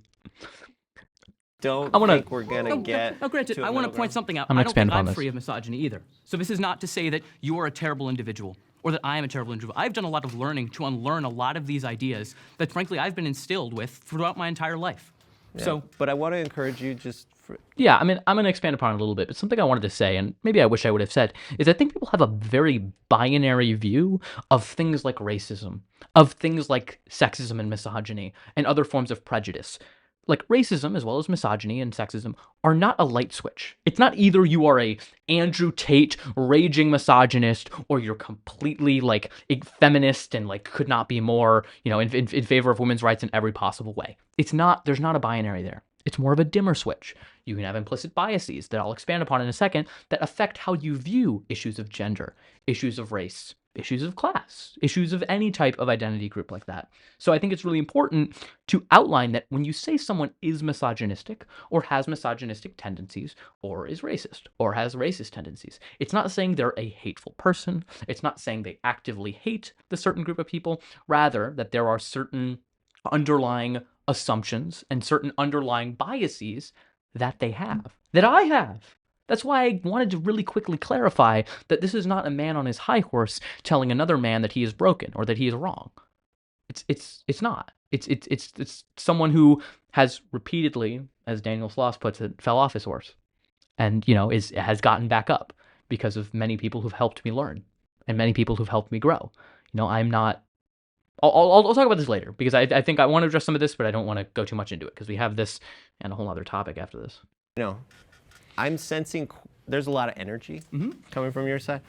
And so I do want to give you an opportunity to, expand on what you just said. You feel like he's coming from a misogynistic place, but you say you might be coming from one. Absolutely.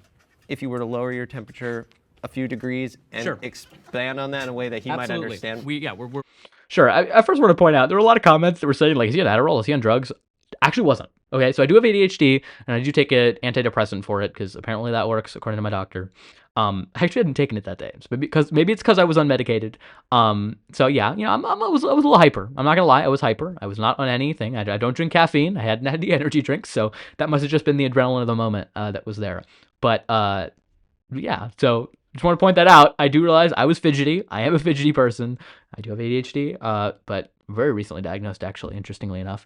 So yeah, I just wanted to point that out. We're two men debating women's issues, so there's only so much of a perspective that I can provide here. And this is not, I realize that I have not taken the most charitable approach in this conversation, and I apologize for that. I do not think you're a bad person. I do not think you are, you actively hate women. I think misogyny. I want to make it very clear that I don't think anyone is inherently or like an entirely good or entirely bad person. I think one of the great untruths of society is that the world is divided into good and evil people, which is not true. There's not a binary between good and evil people. The line between good and evil runs through the heart of all of us. So we are all parts good and evil, and so I don't think Ryan's a bad person at all. I don't think I'm a bad person. I think there are very few, if any, people who are entirely bad people. That's just true. That's just how it works. So, yeah. I want to point that out, that I don't think he's a bad person. And I think there are a lot of people who would watch this who'd maybe be on my side of things who would think Ryan is a bad person. Oh, he's he's an irredeemable misogynist. I don't think that's the most effective strategy. And the reality is, I think Ryan was slightly receptive to learning. And I really do hope that he takes away from this conversation, some positive things, a desire to learn more, a desire to talk to the women in his life and propose some of the rhetorical questions he brought up as literal questions to them. I think that would be really valuable. And I think he will learn a lot. So, I guess Ryan, if you're watching, or regardless, I hope he has. I hope you have those conversations. But I think it was a really, interesting conversation to have, even though it got a bit adversarial at times. can linger in so many ways that we don't even realize. Even when you hear, this just happened last week with me. Someone was like, oh yeah, Dr. Berg moved to another institution. I said, oh, where'd he go? That's an example of it. I assumed that Dr. Berg was a man. Dr. Berg was in fact a very qualified epidemiologist. Who was a woman. I didn't say that. I don't know why I didn't say that. She was in fact a woman. She is still a woman. So yeah, I had a sexist moment. It was exemplified, or it was an example of how doctor and man are so intertwined in my head. So there's an example. That's the type of underlying misogyny that many of us have. I mean, isn't that just a misunderstanding? It's not because wait a minute. Hold on. It's not because your assumption. I always say your assumption. I'm talking about my assumption. I think it's really funny that I talked about misogyny and then I made them defend my misogyny. Like, fair. Probably a lot of them would have the same assumption, but I do think it's really funny that I said, here's how I was misogynistic. Defend me. Like, just, they didn't have that assumption. But I mean, now granted, he was very sympathetic to the idea that, yeah, you would have that assumption and it's not problematic. So, interestingly enough. Doctor is associated with man. That's your first assumption. When women can be doctors too. Why doesn't the assumption go to women being doctors? Why isn't it? It's quiet. Silence is loud. They were all laughing. Now they're not saying anything. Because I guess we grow up where a lot of people just assume that men are doctors. I don't know that. Because more men are doctors. Maybe that person. So wait, yeah, what did he say? His dad was a doctor, so he just had it in his mind that his dad's a doctor. So yeah. Okay. Sure. Yeah. Okay. It's okay if we. Sure. You know what I mean? So I don't think we should assume that something comes from a bad place all the time. And it's possible for some people it doesn't.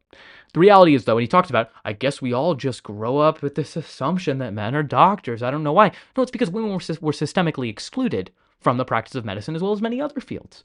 So this isn't just an accident that we have these biases in our minds that certain roles are associated with certain individuals or certain genders or sexes. So I think in that sense, it is very much the case that that was an example of misogyny on my part, or an implicit bias, or what is it, unconscious, subconscious misogyny. I don't know. Regardless, it was a mistake. It was a blunder.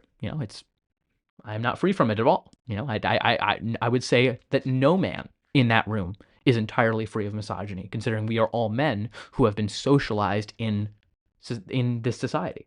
So, yeah. Can't get to a middle ground, but just one last chance. Yeah. At least offer a statement that you think both sides can agree with. Yeah, I obviously believe that there's, misogyny. I believe that. I believe there's misandry. I believe these things happen. Sure. But I think at a societal level, we do see more of it negatively toward men, not women. Give me examples of where you think this is happening more predominantly against women than men. Against women? The fact that women are denied the ability to receive certain types of education. In the sense of within schooling, they are often intentionally pushed towards certain careers. For women. No. Just for time. Designed for women is crazy. It's not designed for women. Education is not the strongest example. However, there is one. It is very much the case that people are guided towards certain roles. Since education right now is so tied to marketability and so tied to getting skills for a job, very often women. I've heard testimonials from friends, but I think there's some really interesting articles about it. I can probably find some and link them below. But this idea that women are often said, yeah, you want to go into this field, but like they don't often hire women. Very often women in the workplace, once they receive an education, are discriminated against the fact that, are you thinking about having children? Which is technically a question that should be illegal on the basis of gender discrimination, but it's still often asked. Where you never ask a man that, but you don't want to hire a woman because potentially she could have a child and then be out of the labor market. So I think in that sense, there are a lot of examples. I mean, there's so many. I could have brought up so many things. I think I brought up a relatively weak example. I should have brought up the idea of a femicide, this idea that, yeah, as I talked about, misogyny literally kills women. If a woman declines a man's advances in terms of just walking down the street, at a bar, it's not surprising when you hear about it all the time, or you hear about it fairly frequently about a man who follows her home, believes he's entitled to her. How dare she turn him down and kills her? So we don't hear that with men. I think it was also really indicative. I mean, I'll just play the rest of this. I mean, I think it's basically over. We're gonna have to. No. I mean, we were not a middle ground statement was not reached with the prompt. I think something was also really indicative when he was talking about the whole idea of like misogyny kills women. Well, misandry can kill men, or toxic masculinity. The ideas about it can kill men because men could have an idea of it and then kill themselves. He knows that misandry doesn't result in women killing men. Of course it doesn't. I'm glad he knows that. But misogyny does result in men killing women. 3 women a day die in the United States at the hands of their partner. 130 women worldwide, every single day. And there are countless examples of women who would, turn down a man's request for regardless of what it is, hey, you want to come home with me? Men catcalling women on the street. Women have to fear for their safety. Like, it's just, for one, I didn't get an example out of him about how, like, there's this systemic hatred against men. I mean, granted, there isn't. So I would have loved to hear more. I would have loved to hear more examples of misogyny, because not misogyny, sorry, more examples of the supposed misandry that he thinks is rampant against men. Because we heard a little bit, he said, like, women's marches. So I don't know if the I hate men part was, or not hate men, I don't need a man was part of the women's march. Regardless, I'm not sure, but it would be interesting to see. In this one, but let's at least shake hands, and it was a good try. Thank you, guys. No ill will, even on camera. Okay. Okay. That's true, mind you. I was a bit adversarial up there. I don't wish bad things towards Ryan. I don't at all. I hope that he has those conversations with women. I really hope he does. Because it can be so illuminating to gain those perspectives, because you don't realize how limited a perspective that you have on any particular issue until you talk with someone whose life is entirely different, because they come at it from an entirely different perspective. It really is. I mean, I'll talk about this specific example because I think it is particularly illustrative of this point. And I was walking down the street in Washington, D.C. With my friend. I won't name her right now, but I was walking down the street, I think a couple years ago, and she was talking with me. She's like, oh my gosh, no one's looking at me. No one's trying to engage me in conversation. When I'm with a man, they view me as taken. They view me as, another man. I would not infringe upon another man and his woman. Now, granted, she was just a friend. But it's really interesting. And I thought about it. I'm like, wow. Because she was like, yeah, no, when I'm walking down the street, I can't make eye contact with women. Or not with women. She's like, I can't make eye contact with men. I should not make eye contact with men because they will view it as an invitation to start pursuing me, talking with me, and very often I just don't want to deal with that, because any form of friendliness, any form of kindness, very often from men, is viewed as flirting. And the reality of it, I mean, it's pretty revealing. Why would men view kindness from women as an advance and not just kindness? Is because I guess many men can't fathom, being kind to a woman who he's not trying to flirt with. They're not trying to, make advances on. So regardless, the point being is she pointed that out, and I'm like, wow, because I thought about it and I talked about it. When I look at another man, it's never like, oh, I'm worried he's going to talk to me. I remember when I would look at another man, he'd usually look away. There was a specific time when I was sitting on the subway in DC, and I remember this. And there was a man who got on the subway. This was 2 years ago. I was doing a micro internship in DC on Capitol Hill, and I was sitting on the bus, and there was this woman, and she sat down, and this other man got on the subway or the metro and sat really close to her, kept inching close to her and kept talking to her. And it was also the moment I realized that as a man, when I look at another man, it's so different than a woman, because I just stared this dude dead in the eye. I was ready to get up and say something, but I just stared him dead in the eyes and just would not take my eyes off him. He ended up getting up and leaving. I guess that's the perceptual and like the real difference between walking through this world as a man and walking through this world as a woman. That is so different. I can't imagine every time not having to, don't look at a man. If you ever like make eye contact with a man or smile, he might start pursuing you. He might view it as, oh, you're interested in him. Like, oh, that's exhausting. Like, oh my God. So, I think that's a kind of learning, that's a kind of opening up your perspective to something totally new that, I felt was particularly interesting. And yeah, so I hope all of you, if you're a man watching, I hope you have these conversations with women. If you're a woman watching this video, thanks for watching. Thanks for subjecting yourself to, all of this. But, I'm not telling you anything you don't already know. But I hope that someone will be receptive to it, because I know people have pointed out in the comments that that very often, women are more perceptive. Not women, sorry. It's been almost 3 hours, so getting a little loopy here. But what I was trying to say is very often men are more receptive to messages from another man than they are from a woman. So regardless, I hope to be someone who can convey these messages to someone who, I hope to be a container of these messages and a vehicle of these messages that all of you already know, in a way that is more palatable to them in ways that hopefully they will actually listen, because unfortunately they might not listen if it's coming out of the mouth of a woman. So I guess that was kind of what I was trying to do here. Hopefully I did my best, you know. So yeah. All right, now let's talk about Elon Musk for some fucking reason. I don't know why he's in this episode. All right, moving into our next prompt. Is Elon Musk a good masculine role model? No. Jesus Christ. Sounds like there might be some divide. Come forward and find your speaker. Why do we have to talk about Elon? No, he's not a good role model on this side. I don't even know the guy. Okay, yeah. He has a bunch of baby I don't know, man. I just got here. It was funny. mamas, which is not very traditional or like good for like a family household. I believe he has a great mind and he's contributed a lot to society with SpaceX and all the other things. But again, Great mind does a Nazi salute. Like, come on, man. Like, Elon Musk is so smart, but he doesn't know what a Nazi salute is, and instead does a Roman salute. Everyone became experts in Roman salutes like the 24 hours after Elon did that. Whatever. Regardless, it was just, he has a great mind. Says the dumbest shit imaginable every single day on his social media platform that he bought just so he can spew vile nonsense. I have no idea about who he is as a person, so I don't know if he's Kinda do, actually. a good man or not. We're no different than them when we just say, oh, well, he makes money, right? So does Andrew Tate. I don't think we would agree that Andrew Tate is a in-the-house father figure that's morally guiding his children, right? It's unlikely that anyone in this room knows more about the damage that Elon is doing to our government than I do. It's also unlikely that someone in this room knows more about Elon's history than I do. This is something I have a lot of mastery in, and I would absolutely love to destroy on this topic. My qualifications, I'm a political analyst, and I was an advisor to a presidential campaign. I am deeply involved in politics and governance. All in favor of Ryan? Go Ryan. Yeah. All right. Unanimous. No pressure. First unanimous vote. Is he possibly somebody that America maybe would need in order to go in a certain direction that the president is deciding to go in? Sure.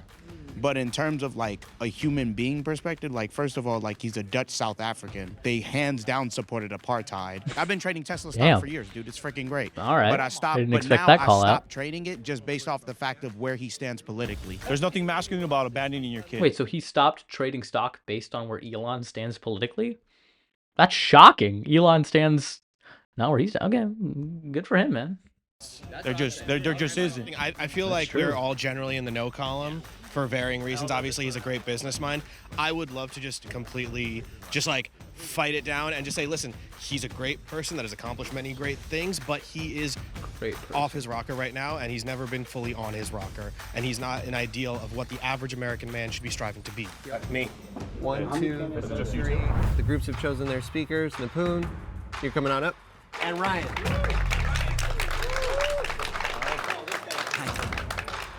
Let's see where this goes. Is Elon Musk a good masculine role model? What do you guys think? I don't believe that anyone is evil, and I believe everyone has virtues. I think Elon's a really complicated, problematic, and potentially broken person, and I think he gets exalted because his successes are obvious, but his failures aren't as covered. And I think, but more than that, I think when you're looking for a male role model who is successful, there's so many people out there who don't have such an open track record for, casually having children everywhere and rejecting his child for something that they can't control. And it's hard for me to see how he would be in the top 1,000 of anybody's list. Okay. So the consensus of our group, which I'm here to represent, is that hell no. You guys don't think that? Yeah, we don't think he is a proper role model for varying reasons. Okay, good. Middle ground Obviously, already. Successful businessman, brilliant mind. Why did we include this one? Why did we include the porn one either? There were two other ones that they didn't include, which was that the Me Too movement has been unfair to men, and that religious men have a higher access to morality than atheist men. Two conversations that I feel are more relevant than Elon Musk or pornography. Like, come on. I don't know. I'm just a little annoyed. I feel like they're just doing the Elon for the Elon thing because Elon is all the talk right now. So, whatever. Man can catch a goddamn rocket. Like, so obviously he's great. But at the same time, I think the engineers at like SpaceX and Tesla and the people who are actually putting in the work are the geniuses here. He bought SpaceX. He bought Tesla. He bought these things. He didn't invent either of them. Yeah, sure, he turned the business into billions and billions and billions of dollars, but yeah, give me $1 billion. I'll turn that into more billions. Like, it's really easy once you already have a certain amount of wealth to accumulate more wealth. He didn't start from the bottom.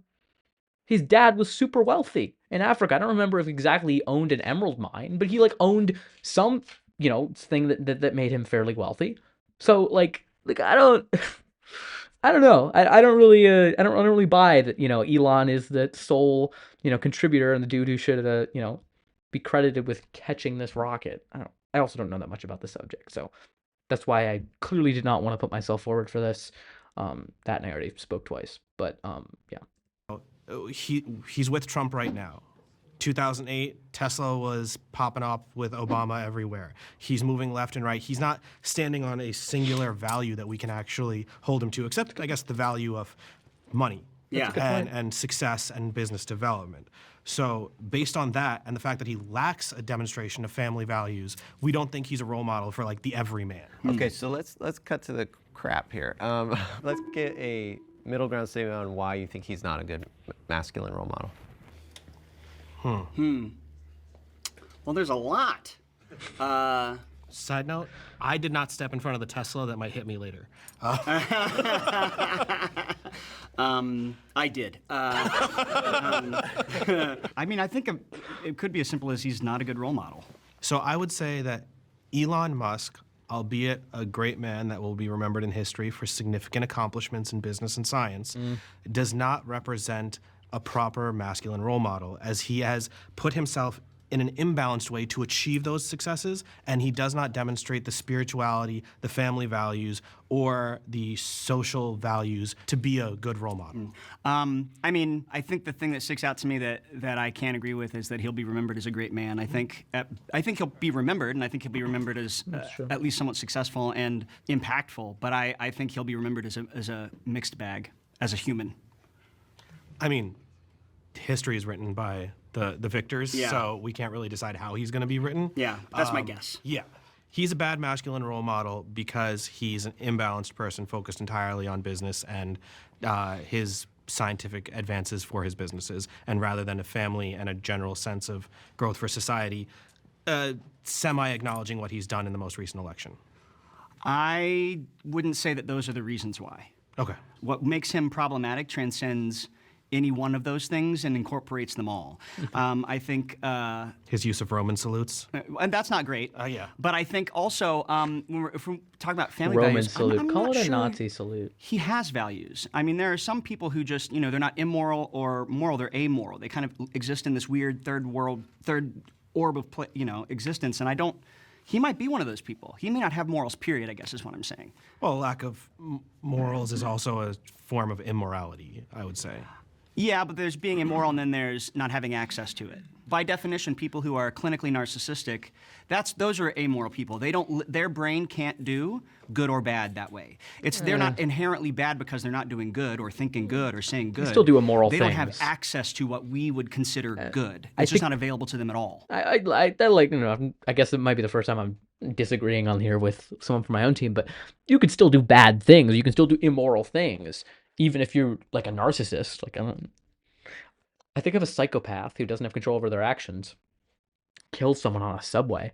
They've still done something wrong, even if maybe they didn't possess the requisite control to, be considered like fully blameworthy for their actions, and the justice system should take that into account. But it doesn't mean like they're just completely off the hook, or completely out of the moral sphere. Like, no, it should still be considered morally, and Elon absolutely should be considered morally, regardless of whatever, mental issues he has going on. Well, I'm not a doctor, so I'm not going to try and suggest that he has one way or the other. I just know that from the perspective of what we can see on the outside, obviously his $100 billion industry and his $100 billion life that we see only 1% of. I mean, one person brought up that his family was Dutch, white, in South Africa, so they might have a problematic history with apartheid there, and a whole slew of other things. True. The point is, what we see in front of us, the man presented in front of us, is not someone that anyone sits and goes, yeah, that's a Chad. I want my kid to grow up like that. Like maybe in business. We have a Chad. I point out a Chad right there because the guy right in front of But Ryan other is than named that, Chad, which I think is really funny. It's not someone that you think about. Elon and is not you him, bro. Look as a well-balanced person that you want to be. Yeah, I can certainly agree that he's not well balanced for sure. Yeah, Elon Musk is not a good masculine role model because masculinity gives value to someone. Because let's just leave it at that. Elon Musk is not a good role model. Yeah. Wow. I love that it was really that easy. Sounds Elon good. Musk is not a good role model. All right, let's fight about something else. Wow, what a great use of that middle ground. Why didn't they cut out that prompt? Like, come on, it was such a waste of time. I wish they would have included one of the other ones. I don't know. Whatever. All right, I guess we get a preview of part 2. Part 1 of this Middle Ground XL. We're going to revisit those middle ground statements that we found in the debates in part 2, and we're going to give all of these men the opportunity to say whether or not they agree with those statements. If you agree that Elon Musk is not a good role model, come to the middle. If you think he is, stay seated. There is nothing you can tell me that's saying that Elon Musk is not a leader. I think porn, like, there is a good release. Bro, if I'm not nutting, you know, it could get crazy, bro. Who knows? That is a bullshit reason to make a mandate for other people. You guys have got to stop discrediting our points just because your faith backs you up. Mr. Judgmental over here just shit to my, because I'm, listen, Yo, we y'all got can laugh Steve. all you want. You ain't got no game like I have. Laugh all you want. You're never going to win me over on this idea that relationships should fundamentally be structured by one person leading another. A man's job is to create order. A woman's job is to create the universe. So if you no longer fully identify as a progressive man or as a traditional Who's man, it gonna you be? see yourself more as a moderate. Move to the center now. Uh-oh. There we go. That's the end of the episode. All right. Talk for a few minutes, but this has just got over 3 hours, so maybe we'll keep it pretty short because I've said the most that I need to say. But let's see. Okay. Whew. All right. Well, there we go. It's good to watch through. Put this on my main screen. But yeah. All right. Well, thanks for sticking around if you watch the whole thing, or maybe you're skipping around. I'm going to put some timestamps in the description just so people can jump around if they want to. So I guess this will be the concluding remarks section. But I think overall it was a really fun experience. It was good to get to interact with other people, both who I agreed with and disagreed with. And yeah, I hope to be invited back in the future. You know, we'll see where that goes. But I don't know. I'm excited for part 2. Part 2, I'm recording this Tuesday afternoon. It's supposed to come out, I think, tomorrow at noon, Wednesday. So I plan to do a reaction to that. We'll see. We'll see how that goes. I'm looking forward to it. Hopefully, not hopefully, but it'll likely be a little bit shorter. But yeah, I don't know what else. That's kind of all I've got. In terms of how I'm feeling about it. I don't know. I'm like kind of losing it. Not losing it, but like, you know, my brain is like, oh. I had to go through all that again, which is fine. I enjoy it, but it can be a little tiring. That shoot also was like 10 hours, like 8 to 10 hours. We got there at like 8:15 in the morning around there. I think I got there around like 8 or something like that. They wouldn't even let me in, and we didn't get out until I didn't get out until like 6:30 or something like that. So it was a long day. It was worth it. It was fun. We got to film both parts, so it was good. But long day for sure. Second one divulged a little bit. A fight almost broke out. I'm just full spoiler, so I'm curious to see like how they include that. Yeah, we're definitely gonna see. But that's kind of all I've got. I'm not gonna do a bunch of editing here. I'm not sure if I'm really gonna do any edits in terms of when I upload this to YouTube. I kind of want this to be raw. You know, I don't want this to be super polished. I mean, you know, the episode was kind of polished, so these are just my reactions. This is just kind of what I'm saying now, how I'm feeling, what the deal is. So definitely subscribe here. I'll probably post some of these clips also on TikTok as well. But that's kind of all I got. Yeah, feel free to leave your thoughts in the comments below, of course, as always. Hope you enjoyed this. Hope you enjoyed the reaction video. I'm planning on still making more content. You know, it was fun to be a part of this, and I hope to, you know, continue to exist in this space in some capacity. So thank you very much, all of you, for watching. Hope you have a great rest of your day, and hope you tune in to watch part 2 tomorrow. So take care.